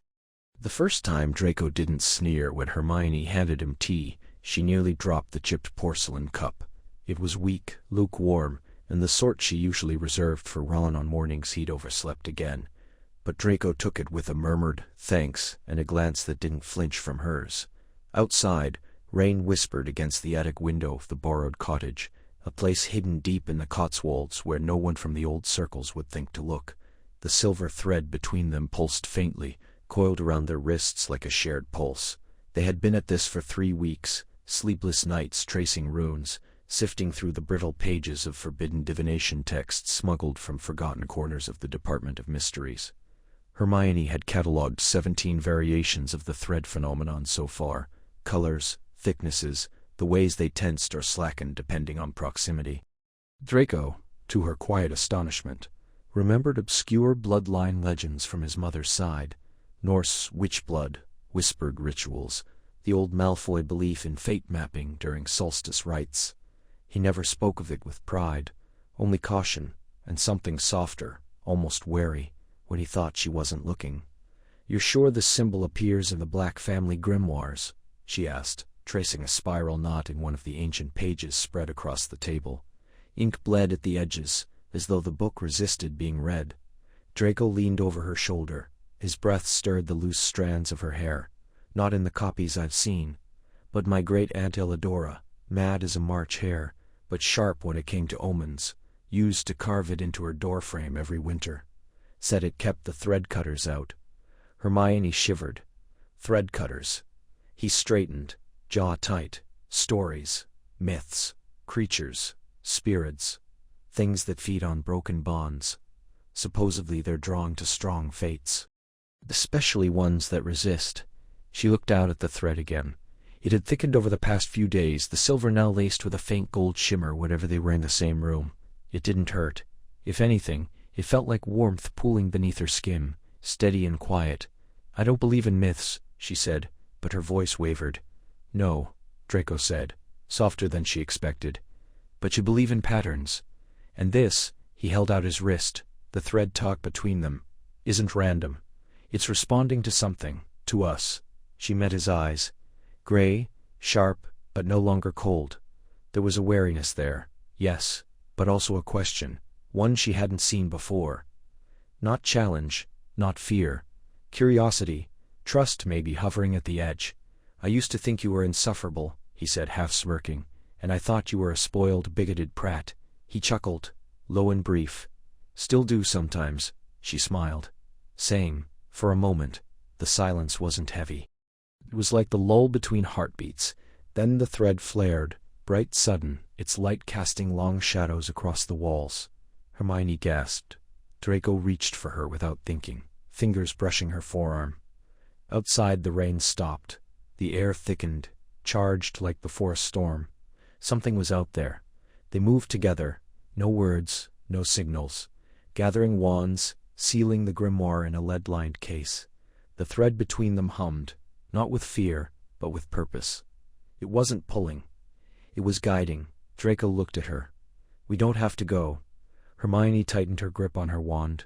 "But we will." He nodded, took a breath. "Then we go together." And for the first time, the word "star" together, "star" didn't taste like surrender. It tasted like a beginning. Rain tapped against the window pane of Hermione's study like impatient fingers, a steady rhythm that did little to soothe Draco's frayed nerves. The silver thread connecting them pulsed faintly in his peripheral vision, taut and unrelenting, like a nerve exposed to cold air. He tried to ignore it for days, pretend it wasn't there, pretend it didn't coil around his wrist like a serpent made of moonlight, but it only grew stronger, brighter, especially when she was near. "It's not just us," Hermione murmured, her voice low as she traced a finger over an ancient text sprawled across her desk. The pages were brittle, stained with time, and something darker, ink that looked suspiciously like dried blood. "There are records, faint mentions in sibylline fragments, whispers in the Hall of Prophets that no one understood until now. They called it star, vinculum animi star, the bond of souls. But these weren't just romantic legends. They were warnings." Draco leaned against the bookshelf, arms crossed. "Warnings about what?" "Being cursed to see Granger every time I blink." She didn't rise to the bait. Her eyes were sharp, fixed on a passage written in jagged runes, about something that follows the threads, something that feeds on them. The silence settled, thick and cold. Outside thunder growled in the distance. "It sounds absurd," he said, but his voice lacked its usual bite. "You're telling me there's a creature, a parasite, that eats fate?" "Not fate," she corrected. "The energy of connection, the resonance between bonded souls. These threads, they're not just symbols, they're conduits, and they're alive." He stared at her. "That's impossible, is it?" She reached into a satchel and pulled out a glass vial, sealed with wax. Inside swirled a faint silvery mist. Familiar, terrifying. "This is a captured thread, from a couple in Hogsmeade. They woke up bound, just like us. 2 days later, they collapsed. No physical injury, no spell residue, but the thread, it was gone. And so was their will to live." Draco's breath caught. "You're saying it drained them?" "I'm saying something star consumed star, the bond, and when the bond vanished, so did their connection, to each other, to themselves. They're in St. Mungo's, awake, breathing, but hollow." He looked down at his wrist again, where the thread glowed with a quiet insistence. He'd thought it a curse, a mockery. But now it felt like a beacon.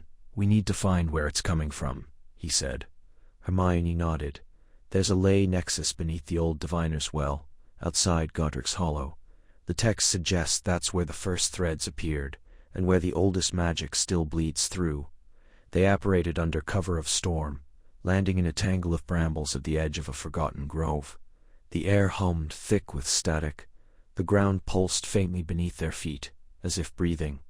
And then they saw it. At the center of the clearing, where the well once stood, twisted roots rose like arched ribs, forming a grotesque cage. Inside, suspended in a web of shimmering silver filaments, hung a creature, neither plant nor beast, but something in between. Its body was translucent, veined with light, pulsing in time with the threads that connected to distant points in the dark. Dozens of them, maybe hundreds, each one leading out into the night to unseen victims. "It's growing," Hermione whispered. The creature stirred. Its many eyes, opalescent and lidless, snapped open, and every thread in the web thrummed at once. Draco felt it in his bones. The pull, the hunger. The thread between him and Hermione flared, hot and sudden, as if tugged from the other end. "It knows we're here," he said, backing away. Hermione didn't move. "It's not just feeding, it's learning. Every bond it consumes, it understands fate a little better. And if it learns how to star them, then it won't need to feed," Draco finished. "It'll just unravel everyone." Above them the threads shivered. The creature extended a tendril, slow and deliberate, toward the nearest filament, a thread that pulsed with a familiar warmth. Their thread, and in that moment they both understood. This was no accident. They hadn't been bound by chance. They had been star-chosen star. So the first time Hermione saw the thread, she thought it was a trick of the light, some residual charm from a misfired ward in the Department of Mysteries. But no spell work, she knew, left a silver filament, delicate as spider silk, stretching across her sitting room and out the window, as if anchored to something far beyond the horizon. It pulsed faintly, like a heartbeat beneath glass. She reached for it, hesitant, fingertips hovering just beneath its glow. It didn't burn. It didn't vanish. Instead, it trembled at her nearness, as if recognizing her. She'd read about fate threads in obscure tomes, mythic remnants from the old seers of Avalon, whispered in fractured Aramaic scrolls, and guarded by reclusive covens in the Carpathians.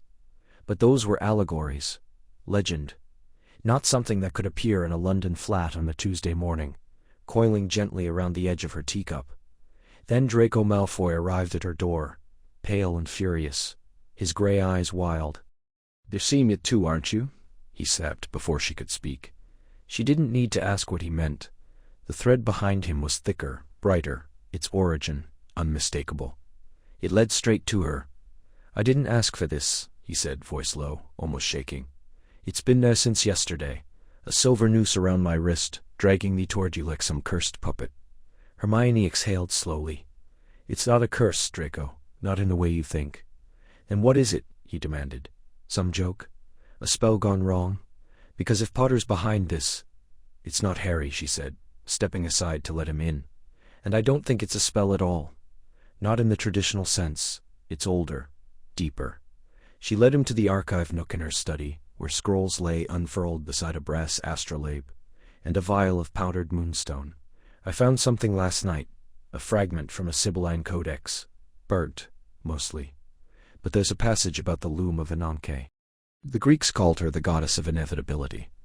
The fates wove on her loom, but when the threads were cut, or left hanging, they sometimes reappeared."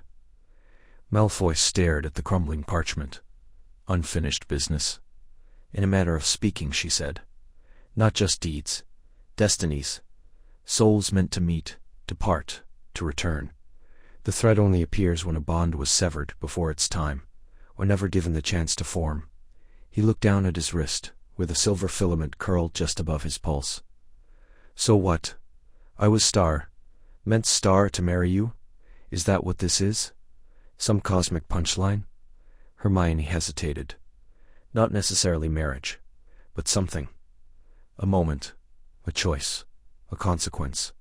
The thread doesn't know romance from rowing. It only knows completion." He laughed, sharp and bitter. "Then why me? Why you?" "Because we're both marked by war," she said quietly. "We lived when others didn't. We changed when we weren't supposed to. You chose not to hand me over in Malfoy Manor. I chose to come back. We stood on opposite sides, but our paths, they bent. Maybe they were never meant to end where they did. Silence settled between them, thick and charged. Outside, the sky darkened. Rain began to tap against the windows. The thread pulsed brighter. And then, for the first time, Hermione felt it. A pull, not physical, but something deeper. A whisper in her blood. A memory not her own. Malfoy's hand trembling as he lowered his wand in the great hall. Her own voice, raw with tears, shouting, "Star, Protego, star," between curses. Moments where their choices had touched, lightly, like two branches brushing in a storm. "This isn't just about the past," she whispered. "It's about what's coming." Malfoy looked at her, really looked at her, and for a heartbeat the hostility cracked. Then why does it feel like a warning? Rain tapped a steady rhythm against the windows of Hermione's study, a quiet counterpoint to the brittle silence between them. The silver thread stretched taut across the room, pulsing faintly where it connected her wrists to Draco's, a luminous tether neither could ignore. It had grown thicker over the past fortnight, brighter, warmer, and Draco had taken to wearing a black silk glove on his right hand, as if he could smother it with fabric and denial. He stood by the bookshelf now, posture rigid, gaze fixed on a volume he wasn't reading. "It shouldn't be this strong," he said, voice low, clipped. "It's unnatural." Hermione sighed, setting down her quill. "We've been over this. The intensity correlates with emotional resonance, proximity, shared experiences. It's not arbitrary, Draco. It's responding to something real." "Real?" He turned sharply, eyes glinting. "You call this real? A cursed filament tying me to He stopped himself, jaw tightening. "To me?" she finished, calm but firm. "Yes, I do. And it's not a curse. Not unless you believe fate itself is cursed." "That's exactly what I believe." He stepped forward, the thread between them tightening like a drawn bowstring. "Look at me, Hermione. Look at what I am, what I've done. If this star-born star is leading you toward me, then it's leading you into shadows. You're bright, blazing. You rebuilt the Ministry's research division from nothing. You're writing books on arithmancy that scholars and ghostbenders are quoting. And what am I? A man clinging to the edges of respectability, haunted by his name and his blood, and the choices I made when I was too afraid to choose differently." Her chest tightened.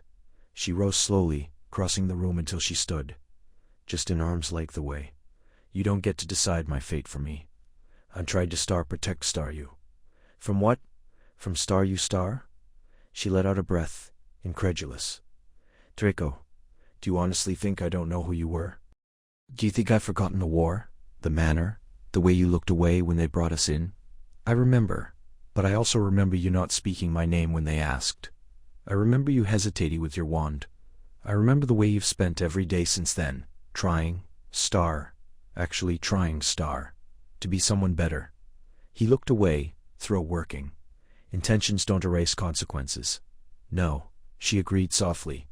"But they shape the future, and this thread, this bond, whatever it is, it's not dragging me toward danger. It's leading me towards Star You Star, not the boy you were, not the boy you were, the man you're becoming." He clenched his fist, the silver thread flaring for a moment, warm and almost humming. "What if it's not just leading? What if it's star binding star? What if this is how it starts? How people lose themselves, golden to destinies they never asked for? Then we fight it," she said simply. "If it becomes a chain, we break it, but not before we understand it. Not before we see what it means, not what it's meant to be, but what we make of it." He stared at her, storm-gray eyes searching hers for deception, for doubt. Finding none, he exhaled, long and slow. "I don't want to be the reason you're like Dims." "You won't be." She reached out, gently peeling the glove from his hand. His breath hitched as she held his bare palm, the thread glowing brighter between their skin. "And if it does dim," she whispered, "it'll be because we're standing in the same shadow. Star together, star." Outside, the rain softened. Somewhere in the distance, a clock struck midnight, and for the first time, Draco didn't pull away. Rain lashed against the windows of Hermione's flat, each drop striking the glass like a whispered warning. Inside, the air hummed with the quiet tension of unfinished spells, and half-read parchments scattered across the coffee table. Draco stood near the doorway, arms crossed, eyes fixed on the silver thread that stretched taut between his chest and Hermione's, pulsing faintly in the dim lamplight. It had been 3 days since it first appeared. 3 days of denial, of furious research, of muttered insults, and reluctant proximity. "It's tightening again," Hermione said, her voice low. She looked up from the ancient tome in her lap, fingers tracing a passage about astral tethers and soul resonance. Her brow furrowed, not just glowing, there's tension, like it's pulling. Draco scoffed, though his knuckles whitened where he gripped his arms. "It's not pulling. That's absurd. We're not marionettes for some cosmic jester." But even as he spoke, the thread snapped taut, so suddenly that both of them gasped. A sharp, electric jerk wrenched at Draco's chest, as if an invisible hand had seized his ribs and yanked. He stumbled forward, boots skidding on the wooden floor. Across from him, Hermione cried out, as her body was pulled from the couch, the book tumbling to the ground. The thread between them vibrated like a plucked violin string, brighter now, almost searing in its intensity. What is this?" Hermione shouted, trying to plant her feet, but the force was relentless. The thread dragged her across the floor, inch by inch, as if destiny itself had grown impatient. Draco reached out instinctively, not to stop her, but to catch her. "Granger, hold on, don't be ridiculous. I can't just—" But her protest was cut short, as the thread gave one violent, final tug. They collided in the center of the room, bodies pressing together in an awkward, breathless heap. Draco caught her just before she hit the floor, one arm wrapping around her waist, the other braced against the ground. For a breathless moment, they were close, too close, her hair brushing his jaw, her hands gripping his shoulders, their faces inches apart. Then the windows exploded. Shards of glass rained inward as a dark blur shot through the opening, a creature of shadow and smoke, its form shifting like liquid night. It landed in a crouch where Hermione had been sitting seconds before, taloned fingers scrapping the floorboards. Its eyes, 2 pinpricks of crimson light, flickered toward them. Hermione froze. Draco didn't. He rolled, shielding her with his body as the thing hissed and lunged. A jet of violet light erupted from Hermione's wand, striking creature's side. It screeched, a sound like breaking glass and dying wind, but didn't fall. "The thread," Draco gasped, scrambling to his feet and pulling her up. "It's star, new star." It pulled us out of the way. Hermione stared at the shimmering silver cord still connecting them, now glowing like molten metal. It didn't just show us the danger, it moved us. Another lunge. Draco shoved her behind him, drawing his wand. "Can you banish it?" "I don't even know what its star is." "Star," Shay Witchmet, hard pounding. "It's not in any of the texts, not yet." The creature circled, its movements unnervingly silent. The thread between them trembled, then, slowly, deliberately, began to coil tighter around their wrists, as if winding them together. "It's binding us," Draco said, voice tight. "Not binding," Hermione corrected, eyes wide with sudden understanding.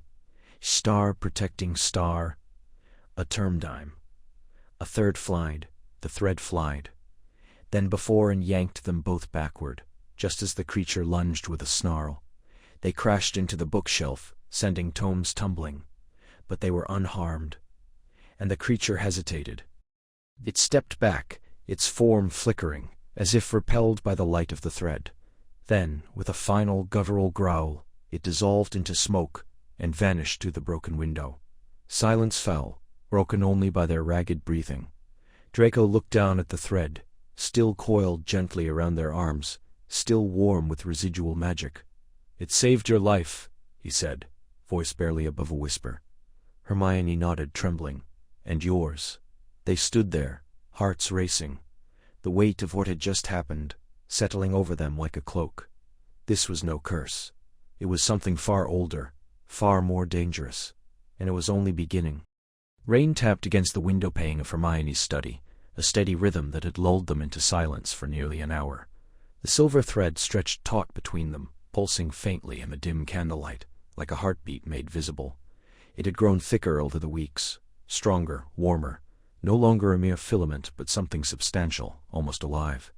Draco sat across from her, one hand resting on the arm of the chair, fingers absently tracing the seam of the leather. He hadn't spoken since she'd shown him the journal entry from the 13th century seer. Star. The thread reveals not what must be, but what may become, if the heart allows. Star. She watched him, the way the candlelight caught the silver in his hair, the slight tension in his jaw that had softened since they'd begun this journey. They had spent months searching for a way to sever it, to unravel the mystery of why fate had bound a Malfoy to a Muggle-born, as if the universe had taken cruel pleasure in the irony. But now the thought of cutting it, of pretending it had never existed, felt hollow. "I don't want it gone," she said, her voice quiet but clear. Draco looked up, his gray eyes met hers, searching. "I said I didn't want it gone," she repeated. Stronger this time. "Not anymore." He exhaled slowly, as if he'd been holding his breath for days. "You've made that abundantly clear with your endless cataloging of its properties, your notes on its resonance with emotional states." His voice trailed, but there was no bite in it. "Not like before." "That's not what I mean," she said, leaning forward. "I mean I don't want a star gone. I don't want the star gone." The thread between them shimmered, a soft ripple running along its length, as if responding to the shift in the air. Draco looked down at it, then back at her. "It's unnatural," he said, but the old conviction was missing. This connection. It shouldn't exist. Not between us. And yet it does, she said. "And it's not just magic, Draco. Not anymore. It's star. The nights we've spent researching. The way you noticed I take my tea when I was too tired to ask. The way you stood between me and that cursed wraith in the catacombs beneath Bath. That wasn't the thread. That was you star." He didn't answer at first. Outside, thunder rolled in the distance, muffled by the thick stone walls of her cottage. "I used to think it was a curse," he admitted, his voice low. "A final insult from a world determined to mock me. A Malfoy bound to me," she finished. "Yes, and I thought it was a mistake, a glitch. But what if it's not? What if it's not about bloodlines or ancient magic or fate playing games? What if it's just us?" He looked at her then, really looked, like he was seeing her not as Hermione Granger, war hero, intellectual, but as someone who had slipped past his defenses without a sound. "I fought every instinct I was raised with," he said quietly, "to distrust you, to resist this. But I can't. Not anymore. I don't want star too." Her breath caught. "I don't want the thread gone either," he said, each word deliberate. "Not because it's fate, but because when it flickers, like now, when you say things that make my chest feel too tight. I don't want to lose that. I don't want to lose you star." The thread glowed brighter, a soft silver radiance that filled the space between them, wrapping the room in a quiet luminescence. It wasn't commanding. It wasn't forcing. It was simply star. A star, a testament to something that had grown. Fragile at first, then unshakable. Hermione reached out, not for the thread, but for his hand. He hesitated only a second before taking it. Outside, the rain slowed to a whisper. Inside, the world felt still, for the first time in years, unburdened by prophecy, by fear, by the weight of who they were supposed to be, just two people, and a thread that had become something far greater than magic. The air in the hidden chamber beneath the ruins of an old Scottish watchtower was thick with the scent of damp stone and old magic, the kind that clung to the bones like frost. Faint silver light pulsed from the walls, drawn in ancient rooms that had not glowed in over 4 centuries. Hermione traced one of the symbols with her fingertip, her breath catching as it flared under her touch. The thread between her and Draco, once a single fragile line, now wound tightly around both their wrists like a living bracelet, warm and insistent. "This is it," she whispered, "the last of the Threadcaster's legacy." Draco stood a few paces behind her, arms crossed, jaw tight. He wouldn't look at the thread, not directly, not since it had begun pulsing in time with his heartbeat during their last escape. "So we came all this way for a bunch of glowing rocks and half-eroded carvings. Brilliant. Let's send a scroll to the Ministry. They'll want to put it in a museum." "This isn't just carvings," she said, voice firm. "It's a record, a warning. The Threadcasters didn't just star-seize star fate, they shaped it, and they knew what was coming. The hollow one. He finally turned, eyes narrowing. The thing that's been tearing through bonded pairs like parchment. Yes. She stepped toward the central dais, where a cracked obsidian disc lay embedded in stone. They called it the Devourer of Threads. It feeds on unwilling bonds, on fear, on denial, but it can't touch a bond that's freely chosen. Silence settled between them, broken only by the soft rhythmic thrum of the thread. Outside, the wind howled through the ruins, and far in the distance, a low, unnatural silence fell over the moors. No birds, no insects. It was coming. Draco exhaled sharply. So what? We just hold hands and say, I accept. Is that going to stop a creature that rips through wards like tissue? No, she admitted. But the prophecy says that only a bonded pair who willingly embrace their fate, star together star, can unravel the Hollow One's tether to this world. Not by fighting it, by star breaking a pattern, star. He laughed, but there was no humor in it.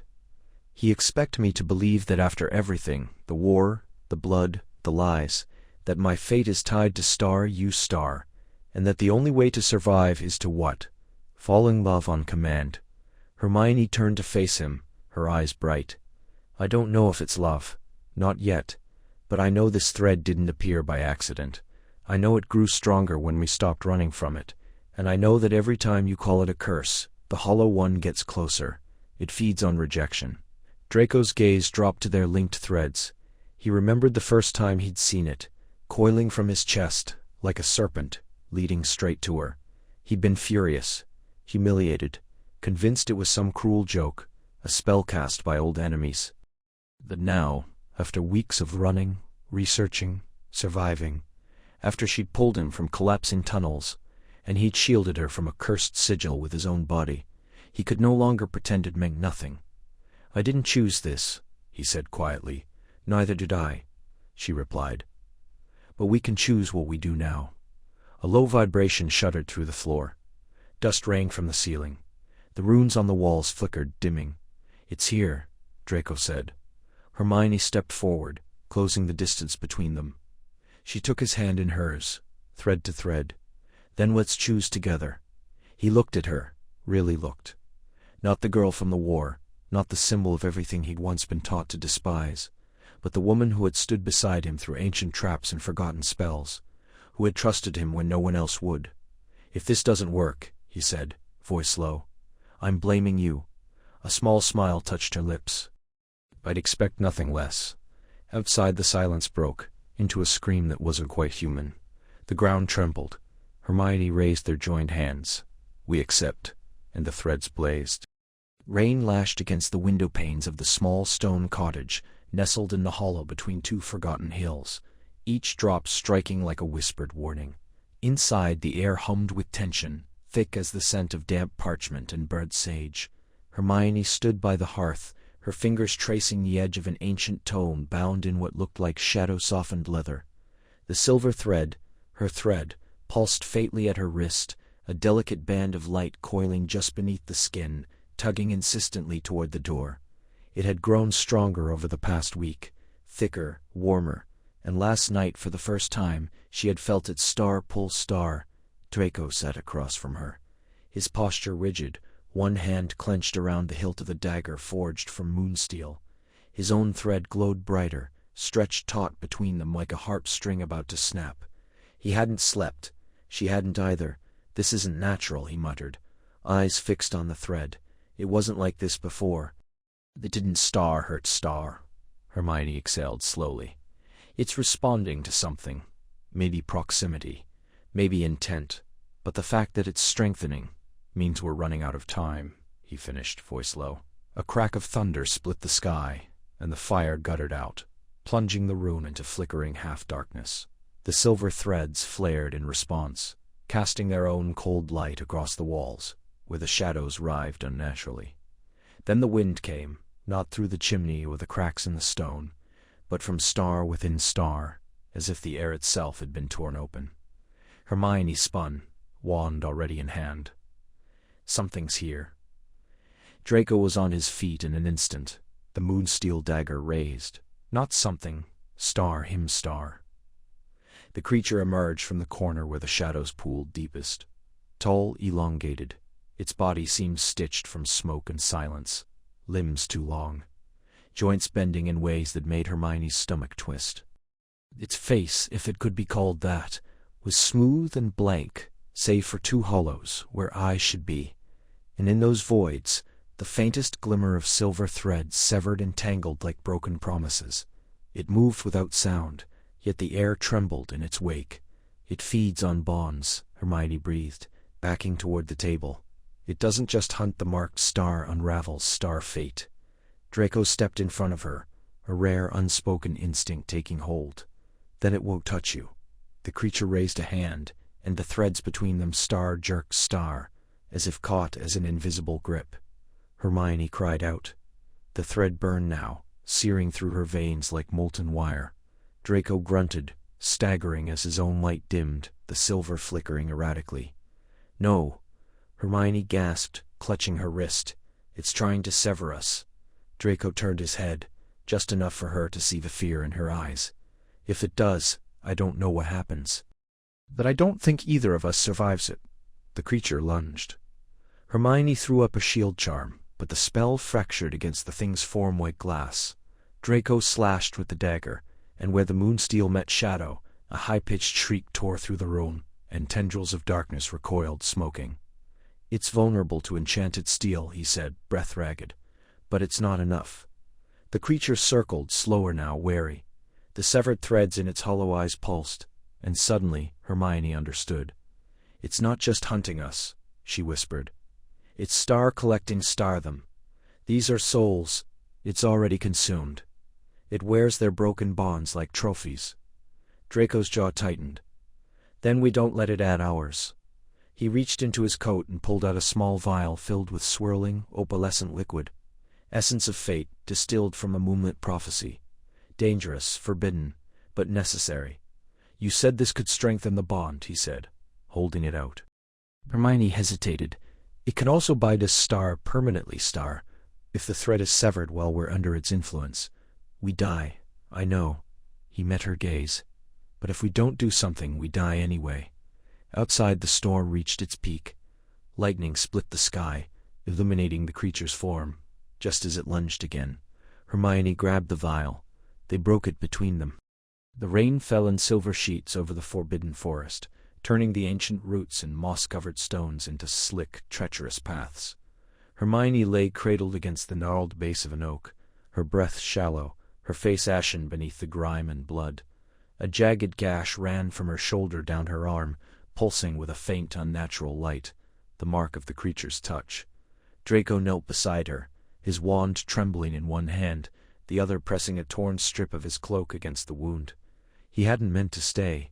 He'd told himself he'd only carry her this far, that once she was safe beneath the tree's overhang, he'd summon help and be gone. But the threads, those cursed shimmering threads, tugged at his chest like invisible chains. His own thread, silver and bright, coiled tightly around her wrist where it lay limp in the mud. And now, for the first time, he saw a second thread, fainter, still forming, stretching from her heart to his. It made him sick, or it should have. Instead, it made his throat close. "You're not dying on me, Granger," he muttered, voice rough. "Not after everything. Not when I still owe you an argument about wand core ethics." She stirred slightly, her eyelids fluttering. "Draco, you should go. No, it's coming back. I felt it, through the thread. It knows we're connected. And I don't care." He glanced over his shoulder, scanning the mist that curled between the trees like litting smoke. The creature didn't walk. It slid between breaths, between thoughts. It left no footprints, only frost on the leaves, and a silence so deep it hurt the ears. And it followed the threads, not all of them, only the ones that carried weight, the ones that meant something. Like this one, like stardom, star. A cold wind snapped through the clearing, and Draco stiffened. The air thickened. The silver thread between them pulsed, then flared, brighter, hotter, like a warning bell ringing in his blood. Then he saw it. Not a shape, not truly. More like a tear in the world, a shadow that bent the rain around itself. It had no face, no eyes, but he felt its attention, focused, ravenous, on Hermione, and then slowly it turned toward him. Draco didn't move. He shifted his body, placing himself fully between her and the thing, his wand raised. "You want a bond," he said, voice steady, despite the tremor in his hands. "Take mine, but you don't touch her." The creature hesitated. The thread between them throbbed, vibrating like a plucked wire. Then, with a sound like glass breaking under water, it lunged, not at Hermione, at him. Pain exploded across his chest as icy claws raked through his robes, searing his skin beneath. He cried out, stumbling back, but didn't fall. He didn't look away. He held his ground, teeth clenched, wand still pointed. "Run," Hermione whispered, struggling to rise. I said no. He spat blood onto the forest floor. "You think I'd let you die for me? After all this? After this star. He gestured weakly at the threads, now glowing so brightly they lit the clearing in soft, silver fire. The creature recoiled, just slightly, as if the light pained it. Draco saw it then. The threads were just connections. They were shields. When believed in, when protected, when chosen star. He looked down at Hermione, her face pale but fierce, her eyes holding his with a trust he didn't deserve. And for the first time, he didn't see a curse in the thread. He saw a chance. "I'm not letting go," he said, quieter now. "Not of you, not of this." And as the creature shrieked, a sound that cracked the trees around them, Draco stepped forward, into the light, into the bond, and raised his wand, not to destroy, but to defend. The thread pulsed, a thin line of silver light stretching taut between Draco's chest and Hermione's, shimmering like moonlight on water. It had grown thicker since the morning they first saw it. No longer a fragile filament, but something alive, thrumming with a quiet energy that prickled against Draco's skin. He stared at it, jaw clenched, fingers twitching at his sides. "We can cut it," he said, voice low, rough. "There's a blade in the Black family vault. Obsidian, etched with runes. It severs magical bonds. My mother told me once, when I was still a child, that it was used to break cursed engagements during the old wars." Hermione didn't look at him. She stood by the window of the borrowed cottage in the Highlands, snow falling in soft spirals beyond the glass. Her breath fogged the pain as she whispered, "And if it's not a curse, what if it's something else?" Draco turned sharply. "Something else?" "Hermione, this thing appeared out of nowhere, binding us like some twisted marriage charm. You think I want this? You think I wake up every morning grateful for a thread tying me to?" He stalked himself, but too late. "To what?" she asked, turning now, her eyes dark with something he couldn't name. "To me? To someone who fought on the other side? To someone who still flinches when you say my name too loudly?" She took a step forward. "Or maybe you're afraid it means something you can't control. Maybe that's what terrifies you." He didn't answer. The thread hummed between them, a resonance that vibrated in his bones. He dreamed of it last night, not as a chain, but as a bridge, arching over a chasm of fire, leading straight to her. In the dream he'd crossed it. In the dream, she'd reached for him. A gust of wind rattled the shutters. Outside, the forest beyond the clearing had gone silent. Too silent. Hermione's breath caught. "Do you feel that?" Draco did. A pressure in the air, like the moment before a storm breaks. The thread flared, brightening suddenly, its light casting long shadows across the stone floor. "It's coming," she said. They'd seen it before, the thing that followed the threads. Not a person, not a creature, but a distortion, a ripple in reality, that left frost in its wake and silence in its path. It hunted only those with visible bonds. 3 others had disappeared in the past fortnight, 2 in France, 1 in Wales, each with threads that had glowed silver before vanishing, along with their wearers. Draco reached for his wand. "We can't fight it if we're bound. It finds us through the thread." Hermione shook her head. "Or it finds us because we're afraid. Because we resist. What if the thread isn't the target, but the shield? That's madness. Is it? The runes in the Codex of Thalmorian spoke of threads as anchors. Anchors of fate, yes, but also as conduits of power. When 2 marked souls align, the bond strengthens. It doesn't just connect. It protects." A sound like cracking ice echoed through the trees, closer now. Draco's pulse hammered. He looked at her, really looked. The firelight caught the edges of her face, the stubborn set of her mouth, the fear in her eyes that she refused to let win. He thought of all the nights spent pacing, cursing the thread, wishing it gone, but also the nights when it had pulsed warm against his skin, when he'd felt it tug, not with force, but with direction, leading him to her, warning him, guiding. "What if we let it deepen?" she whispered. "Deepen? How?" "By choosing it, not as a curse, not as fate, but as a choice." She stepped forward, closing the distance. The thread flared between them, brighter now, humming like a plucked string. "I don't know what this means, Draco. I don't know if it's love or destiny or something older than both. But I do know this. I don't want to run anymore. Not from this. Not from you." The window shattered. Wind howled in, snow swirling like ash, and in the doorway a figure formed.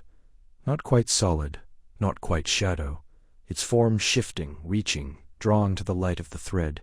Draco didn't hesitate. He took her hand. The silver thread blazed, not severing, but star-winding star, spirally around their joined hands like living mercury.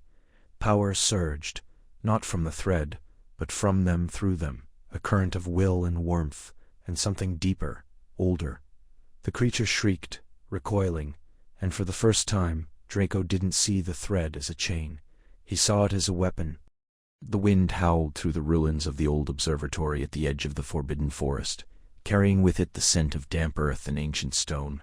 Above them, the sky pulsed with streaks of silver, threads of fate, tangled and shimmering in the night air, crisscrossing like constellations. Only the two of them could fully see. Draco stood with his back to the crumbling archway, his breath visible in the cold, his gray eyes fixed on the single thick thread that now connected his chest to Hermione's. It pulsed faintly like a heartbeat out of sync.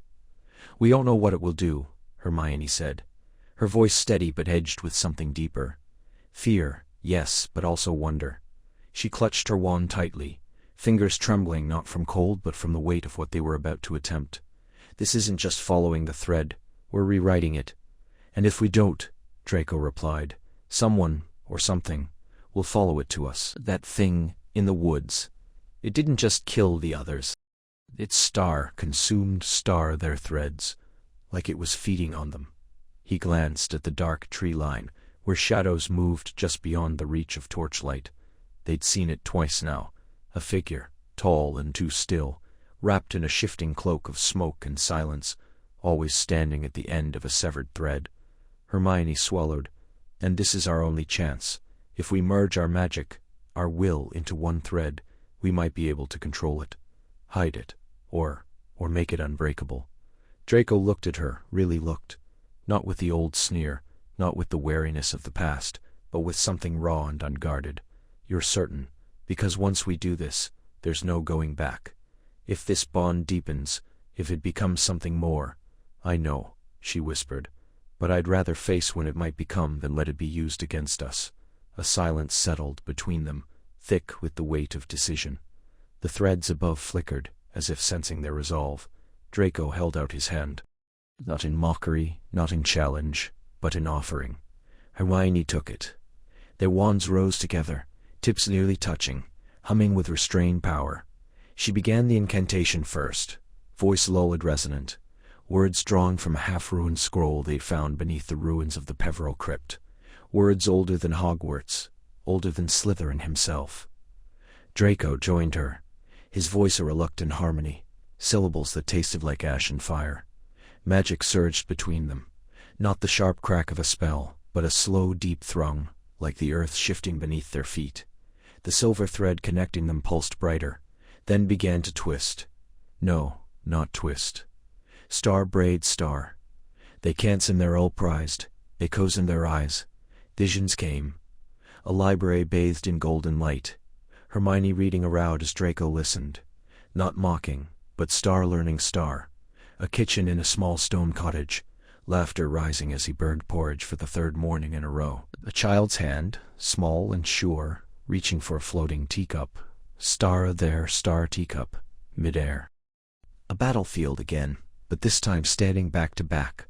Wands raised not in hatred but in unity. And always, the thread, no longer silver, but something deeper. Something star-alive star. White gold, pulsing like a star, given form. The ground trembled. The air crackled. When they opened their eyes, the thread between them was gone. Not broken. Star transformed star, now a single luminous band, circled both their wrists like a bracelet of living light, warm to the touch, humming with quiet power. Above, the other threads in the sky seemed to flinch, to shift away from them, as if in recognition. Draco exhaled, long and slow. It worked.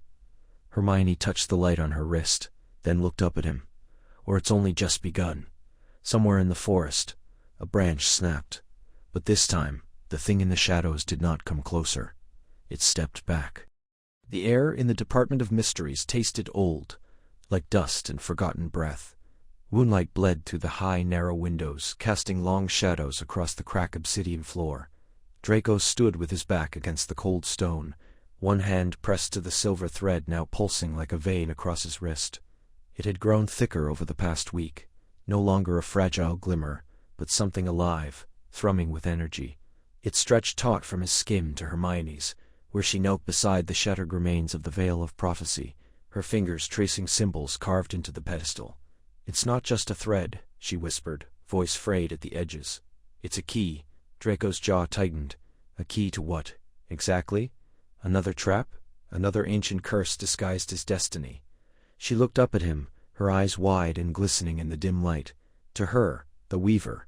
"She's not a myth, Draco. The texts were right. The bonds aren't random. They're chosen, guided.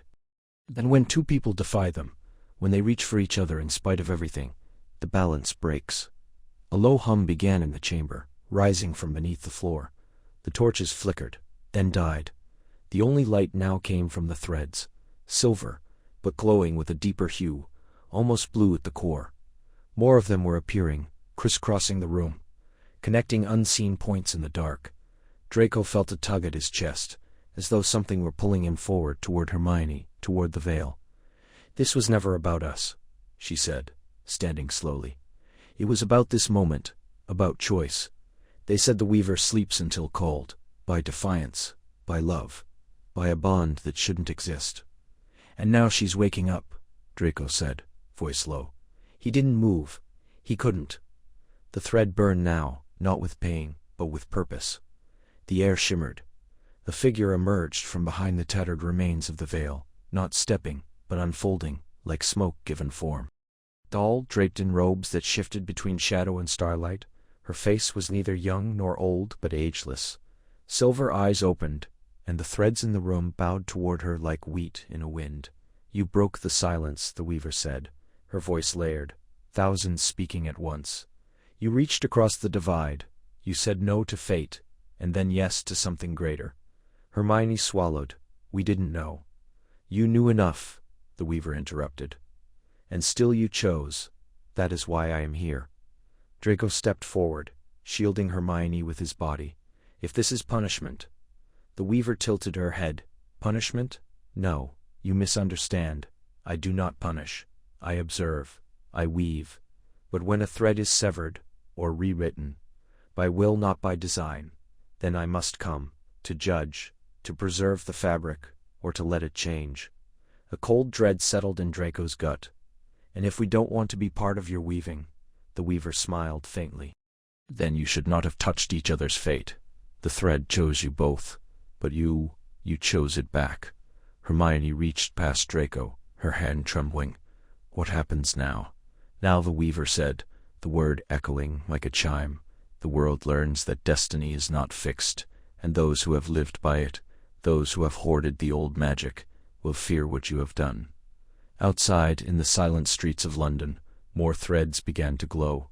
In homes, in alleyways, in the hidden corners of the magical world, silver light flickered to life, connecting hearts, crossing bloodlines, defying centuries of control, and high above, the stars shifted, just slightly, as if realigning to a new pattern. The Weaver raised a hand, and the threads in the chamber pulsed in unison. "It has begun," she whispered, "and you, both of you, are the first of a new kind of magic." The forest floor was slick with dew, the air thick with the scent of damp earth and crushed pine needles. Hermione's breath came in short, white puffs as she pressed her back against the gnarled trunk of an ancient yew. Her wand trembled in her hand. Across the clearing, Draco stood silhouetted by the pale moonlight, his silver thread pulsing like a living vein between them, brighter now, almost warm against her skin, where it looped around her wrist like a luminous cuff. "It's coming," he whispered, voice taut. She didn't need him to say it. The air had gone still, no crickets, no wind. Even the trees seemed to hold their breath. Then, movement, a ripple in the dark, like ink spilled across glass. The Weaver emerged not as a creature of flesh, but as a distortion, a shifting mass of shadow threaded with silver filaments, each one twitching toward them like roots, seeking water. Its form pulsed, elongated, and in the hollow where a face might be, 1,000 faint threads converged, humming with stolen destinies. Hermione tightened her grip on her wand. "We can't fight it alone." "We don't have to," Draco said, glancing at the thread between them. "Not if we use it." She turned to him, startled. "You're suggesting we star it. I'm suggesting we stop pretending we don't feel it," he snapped, eyes fierce. "Every time you look at me, every time I hear your voice, something star pulls star. And it's not just the thread, it's star us star." The 1917. Then Weaver lurched forward. The ground cracked beneath its formless weight. "Then let's try," Hermione said, stepping toward him. They raised their wands in unison, not pointing outward, but toward each other. The thread flared, brighter, hotter, until it was nearly blinding. Hermione could feel it now, not just as light, but as energy, a current running between them, charged with something deeper than magic. Memories flickered unbidden. Draco's hand brushing hers in the restricted section, the way he'd looked at her in the Ministry archives, the quiet moment in the library when he'd said, without irony, "Star, you're not what I expected, Granger."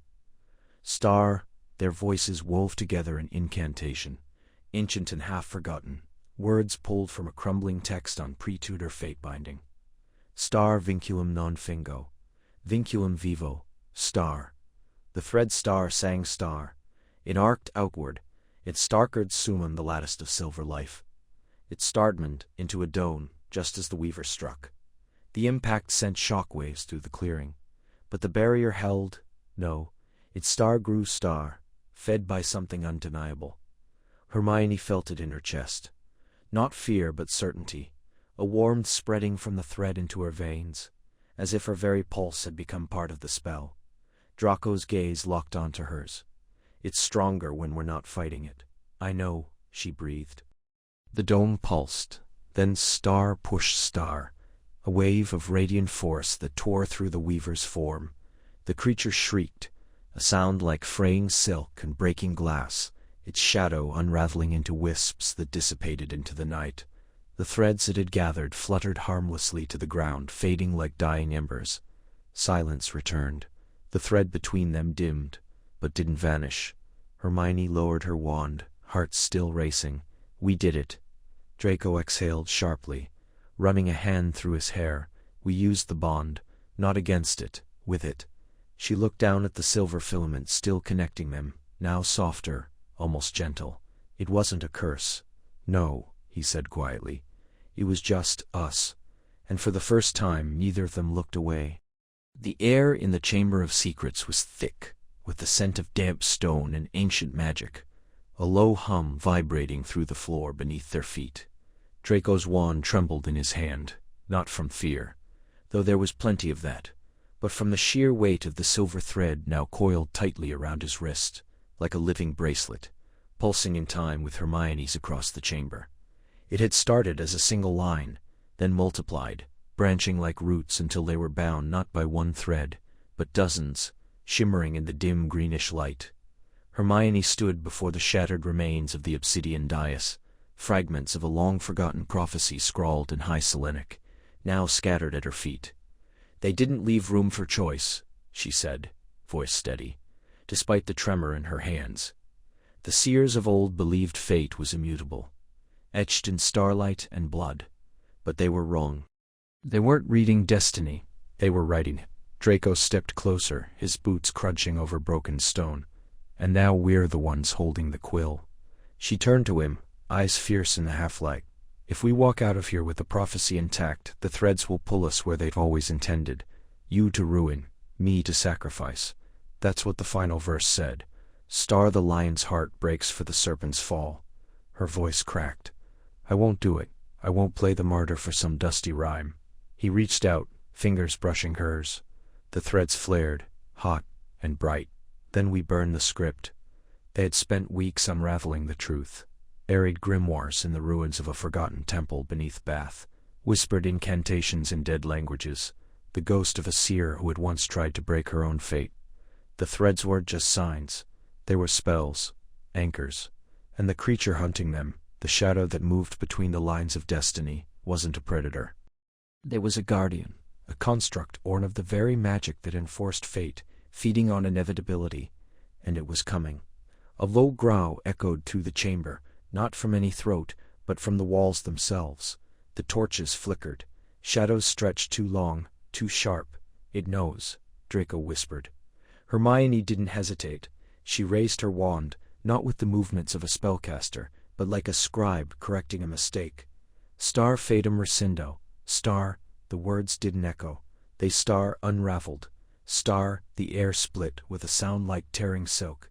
The silver threads between them writhed, then began to fade, not breaking, but star rewriting star, their glow shifting from cold silver to something warmer, softer, like dawn light on water.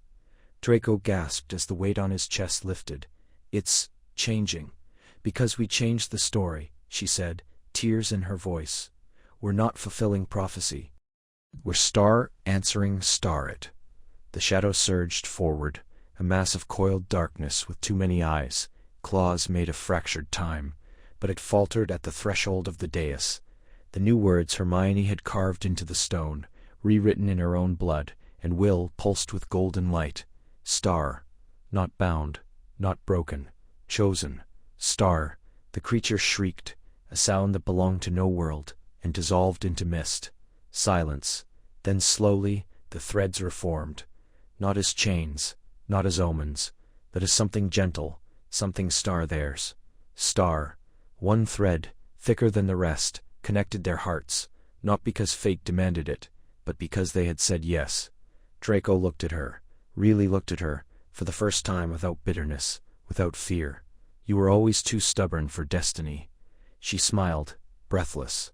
"And you were always too proud to admit you needed someone." He stepped forward, closing the gap, and when their lips met, the threads blazed, not with power, but with warmth.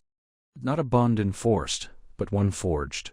Above them, the enchanted ceiling of the chamber, long dark, flickered once, then bloomed with stars. New constellations, unwritten paths. The world would never be the same. The first thread vanished at dawn, unnoticed by the world at large. In a quiet cottage outside Ottery St. Ketching, an elderly witch named Moira Prewitt awoke to find the silver strand that had stretched from her heart to her late husband's portrait, faint but persistent for 3 years, gone. She blinked at the empty space, cold tea in hand, and for a moment, thought she'd imagined it all. The threads had been real, she knew they had. She'd seen it every morning, shimmering like spider silk, caught in moonlight, connecting her to a man long gone. And now, nothing. By midday the news began to spread. Ollivander's nephew, sorting through dusty records in Diagon Alley, reported seeing a thread between 2 siblings, estranged for decades, fade into mist during a tentative reconciliation. A young Auror in Hogsmeade swore his bond to a childhood friend, dissolved after they finally argued, and made amends beneath the old willow by the lake. One by one, across the country threads winked out, some after tears, others after laughter, a few after quiet silences filled with understanding. Hermione Granger read the reports with a furrowed brow, her quill pausing over a parchment filled with hastily scrawled observations. "They're not being severed," she murmured, more to herself than to Draco, who stood by the window, arms crossed. "They're dissolving, like mist under sunlight." Draco didn't answer at first. His eyes remained fixed on the single silver thread still coiled around his wrist, pulsing faintly, leading out the door, and through walls, through distance, straight to her. To Hermione, it hadn't faded, not even a flicker of dimness. "That's not comforting," he said at last. Voice low. She looked up. "What's not?" "The fact that everyone else's threads are disappearing, and ours isn't." He turned, gray eyes sharp. "Either we're next, or we're not meant to be freed at all." Hermione set down her quill. "Do you think this is selective?" "I think," he said, stepping closer, "that whatever's causing this, whether it's natural or cursed, knows the difference between bonds that have run their course and ones that haven't." He hesitated. "Or maybe ones it's not finished with." A chill crept up her spine. The threads had terrified her at first. This invisible tether to Draco Malfoy of all people. But over weeks of research, late-night debates, and reluctant trust, she'd begun to wonder if it meant something more. Not just obligation, not just fate. Something quieter, something that hummed beneath the surface when he handed her a cup of tea, without asking how she took it, or when she caught him reading one of her old arithmancy texts, by firelight, brow furrowed in concentration. And now, with other bonds dissolving, that hum felt louder. "There's a pattern," she said slowly. "The threads that vanish, they're between people who face the truth of their connection. Reconciliation, closure, forgiveness. The bonds aren't broken, they're completed." Draco stared at her. "You're saying fate doesn't just bind people. It expects something from them?" "Maybe." She stood, pacing. The old divination texts mentioned threads of purpose, bonds that only last as long as they're needed. Once the lesson's learned, the thread unravels. "And what lesson?" he asked, voice edged with something raw. "Are we supposed to be learning?" Silence settled between them, heavy with unspoken things. The thread between them pulsed, warmer now, almost throbbing. Then a knock at the door. It was Astoria Greengrass, pale and trembling, her left hand bare where a silver thread had once linked her to her sister.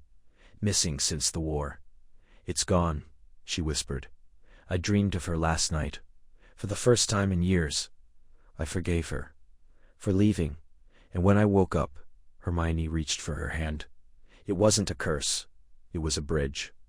Astoria nodded, tears in her eyes. "I think I'm free." When she left, Draco turned to Hermione, his voice barely above a breath. "What if we're not ready to be free?" She looked at the thread. Still there, still bright, and then into his eyes. "Maybe," she said, "we're not meant to be." The first light of dawn bled through the high, narrow windows of the abandoned Divination Tower, painting streaks of pale gold across the cracked stone floor.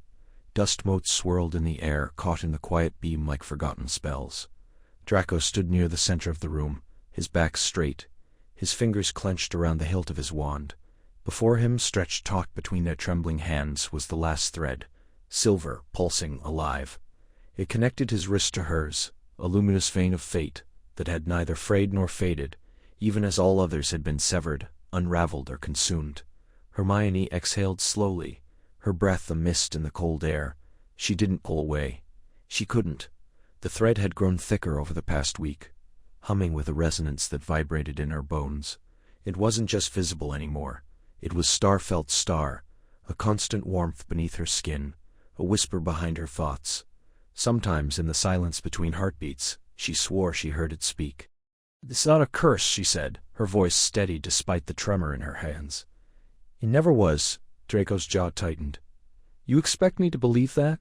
That this star thing star is natural? That it's star meant star to be?" His voice cracked on the last word, betraying something deeper than anger. Fear, the kind that lingers in shadows long after the battle is won. "No," she said, stepping forward. The thread pulled taut, glowing brighter. "I don't expect you to believe me. I expect you to look, to star see star." She raised her free hand, palm open. "We've spent months chasing ghosts, Draco. We've unearthed forgotten runes, broken ancestral wards, fought creatures that feed on fate itself. And through it all, this thread, star our Stauthreed, hasn't faltered. It's not leading to destruction. It's anchoring us." He looked down at the silver line, his silver eyes reflecting its glow. It had started as a taunt, a cruel joke of magic. But now it felt like a compass, a map. Something older than blood, older than war. "I don't want star to be tied to you," he whispered. But the denial lacked its old venom. It sounded instead like grief, like surrender. "And I don't want to be tied to you either," she admitted. "But that's not the point, is it? The point is, we star our star. And every time we've tried to cut it, to hide from it, something worse has come. The hollowed ones didn't follow the broken threads. They followed the star-denied star ones, the ones rejected by their bearers. A gust of wind howled through the broken shutters, scattering parchments etched with ancient incantations. Somewhere below, in the ruined halls of what was once Hogwarts' West Wing, stone shifted. A breath in the dark. "They're coming," Draco said. Hermione didn't flinch. "Then let them come. We're not running this time." She took another step. The distance between them narrowed. The thread flared, not with heat, but with light, soft, radiant, like moonlight on still water. And then, for the first time, its star moved star. Not pulling, not forcing. It wove itself slightly, curling in a gentle spiral around their wrists, binding not by constraint but by choice. Draco looked up, meeting her eyes. "What happens now?" She smiled, faint but sure. "Now, we stop asking what fate wants, and start deciding what star we want." Outside, the sky cracked open with thunder, but in the tower, the silver thread burned steady, no longer a chain, no longer a curse, a beginning. The first morning without the thread, Draco woke with a gasp, heart hammering against his ribs as if he'd forgotten how to breathe. The room was quiet, the early light filtering through the heavy velvet curtains of his inherited townhouse, dust motes dancing in the pale gold beams. He sat up too fast, robes tangled around his legs, and stared at his hands. Pale, familiar, unmarked. No silver thread coiled around his wrist. No shimmering line stretching across the floor, out the door, down the street toward Hermione. He exhaled slow and unsteady. It was gone. They'd done it. The ritual had worked, or at least it had severed the visible bond. 3 weeks of research, sleepless nights bent over ancient scrolls written in half-forgotten tongues, a vial of moon-drenched water, and a whispered incantation in a language that tasted like smoke and salt on the tongue. And now, nothing.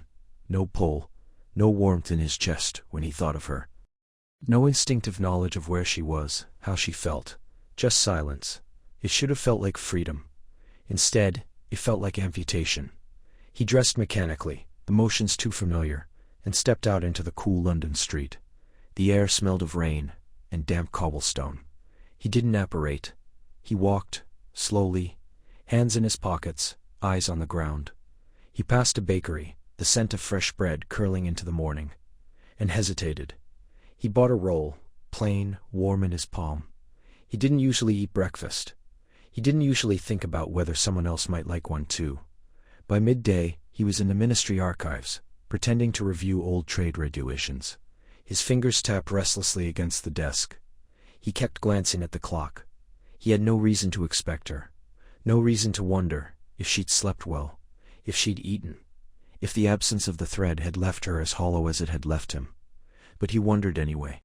He found her in the restricted section, exactly where he knew she'd be, even without the thread to guide him. She stood on her tiptoes, reaching for a crumbling volume bound in what looked like dragonhide. Her hair was pulled back in a loose braid, a few curls escaping at her temples.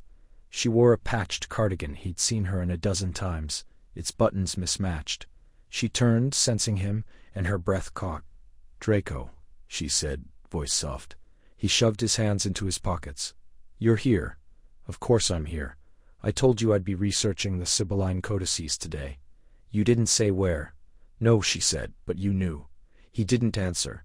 The silence stretched, fragile like spider silk in the wind. Hermione stepped closer. "It's strange, isn't it, not feeling it?" "Not feeling star, you star," he corrected, then winced at how that sounded. But she didn't flinch. She smiled, small and sad. "I keep catching myself turning toward the door when I think of you." Like muscle memory. Same. They stood there, inches apart, in the dusty quiet of the archive. No silver thread between them. No magic binding their gaze, pulling their hands together. Just two people who had learned each other in the light of a bond they never asked for, and then chose to see beyond it. "I don't think it's gone," she said at last. "What?" "The bond, I think. I think we're still connected. Just not by magic. Not by fate. He looked at her then, really looked. At the faint smudge of ink on her thumb. The way her lower lip quivered when she was trying not to hope too much. "You mean we chose this?" he said. She nodded. "We did." He reached out, slowly, giving her time to pull away. When she didn't, he brushed a stray curl behind her ear, his fingers trembling. "Then I choose it again." Hermione closed her eyes, leaning into his touch. "Me too." And somewhere, deep beneath the earth, in the forgotten places where fate was first woven, a single silver thread pulsed, faint, but unbroken, like a heartbeat refusing to be silenced. Rain tapped against the high-arched windows of the Threadcaster archives, a soft, insistent rhythm that matched the quiet turn of pages in Hermione's hands. Outside, Diagon Alley bustled with witches and wizards wrapped in cloaks, some glancing at their wrists or palms as if expecting revelation. The silver threads, now called Fate's Weave by the Daily Prophet, had spread. No longer rare, they shimmered across skin, coiled around fingers or stretched between strangers on the street, invisible to all but those bound. The world was learning to live with them, some with awe, others with fear.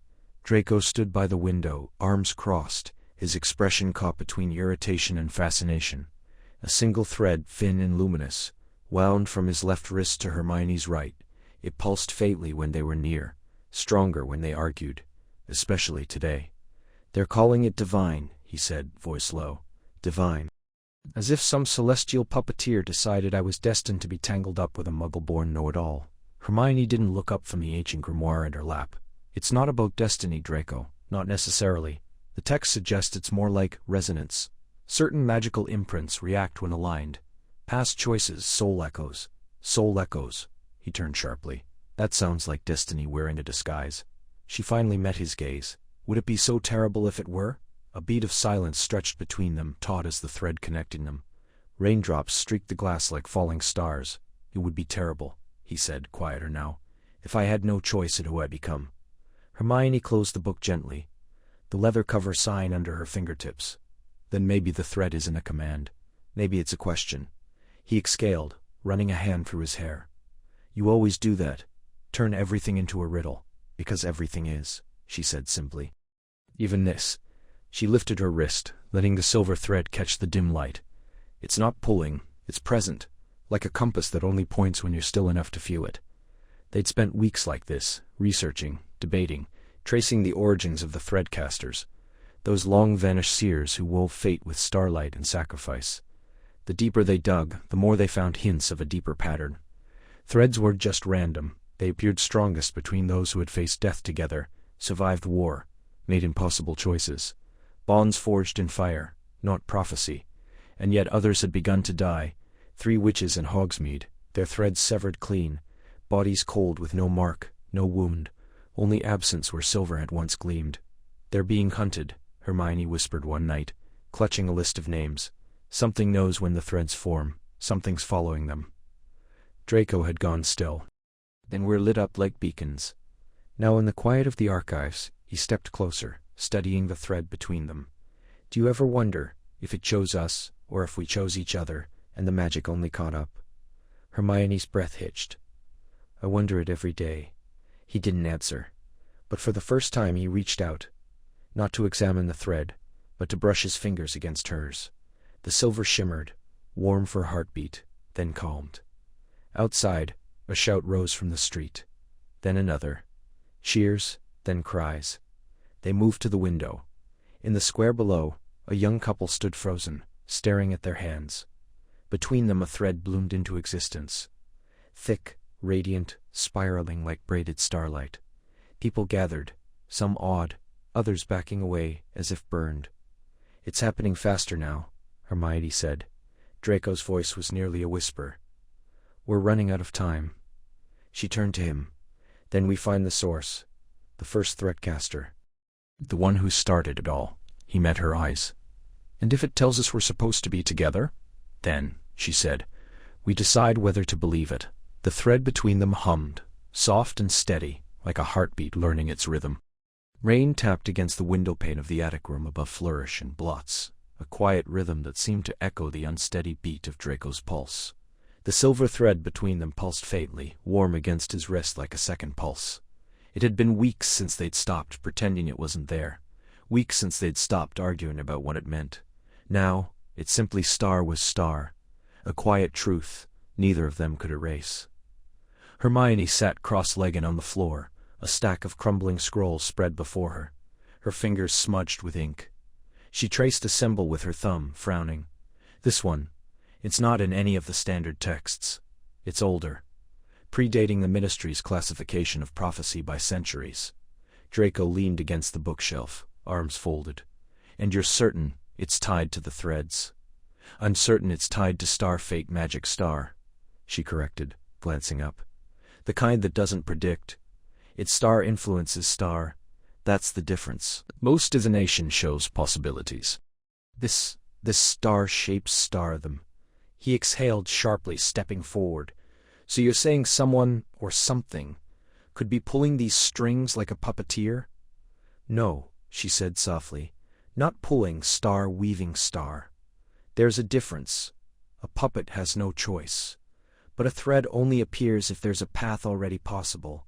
It doesn't create the bond. It just reveals it. Draco's jaw tightened. That's not comforting. Why? She asked, voice gentle. Because the idea that you star could star have chosen me, that it wasn't just some twisted curse, scares you more than magic you can blame on someone else. He looked away, out the rain-streaked window. You know what I was taught? Blood, legacy, control. Love was weakness. Affection was leverage. And now this star thing, he gestured to the thread twisting between their wrists, appears after everything. After all the hatred and the war and the things we've done, and you expect me to believe it's not a trick. It's not about belief, she said, rising to her feet. It's about choice. The thread didn't drag me to your door that night. I star-walked star there. I could have said no when you asked for help. I didn't. And you didn't have to show up at my flat with that cursed grimoire.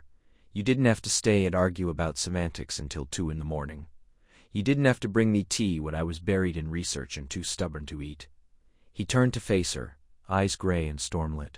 You make it sound so simple. It's not, she admitted. It's terrifying, because if the thread didn't force us, then that means we chose star this. Every step, every late night, every time we didn't walk away. The silence settled, thick with the weight of unspoken confessions. The thread glowed brighter, not with magic, but with something warmer, something alive. Draco took a step forward, then another. I spent years believing I was written into a story I couldn't change, he said, voice low. Father's heir, the Dark Lord's servant, the boy who never got to choose. But this, it's not about blood or legacy. It's not about what I was supposed to be. Hermione's breath caught. I don't want star to run from it anymore, he said. Not because of the thread, but because of star, because when I'm with you, I feel like I'm not just surviving, I'm becoming something else, something real. Tears shimmered in her eyes, but she didn't look away. Then maybe the thread was never the magic, she whispered. Maybe it was just the first honest thing either of us ever saw. He reached for her hand, not because he had to, but because he wanted to. Their fingers tangled, the silver thread winding around their clasped hands like a promise. Outside, the rain slowed. The sliver of moonlight broke through the clouds, catching the thread, and for the first time it didn't look like a chain, it looked like a beginning.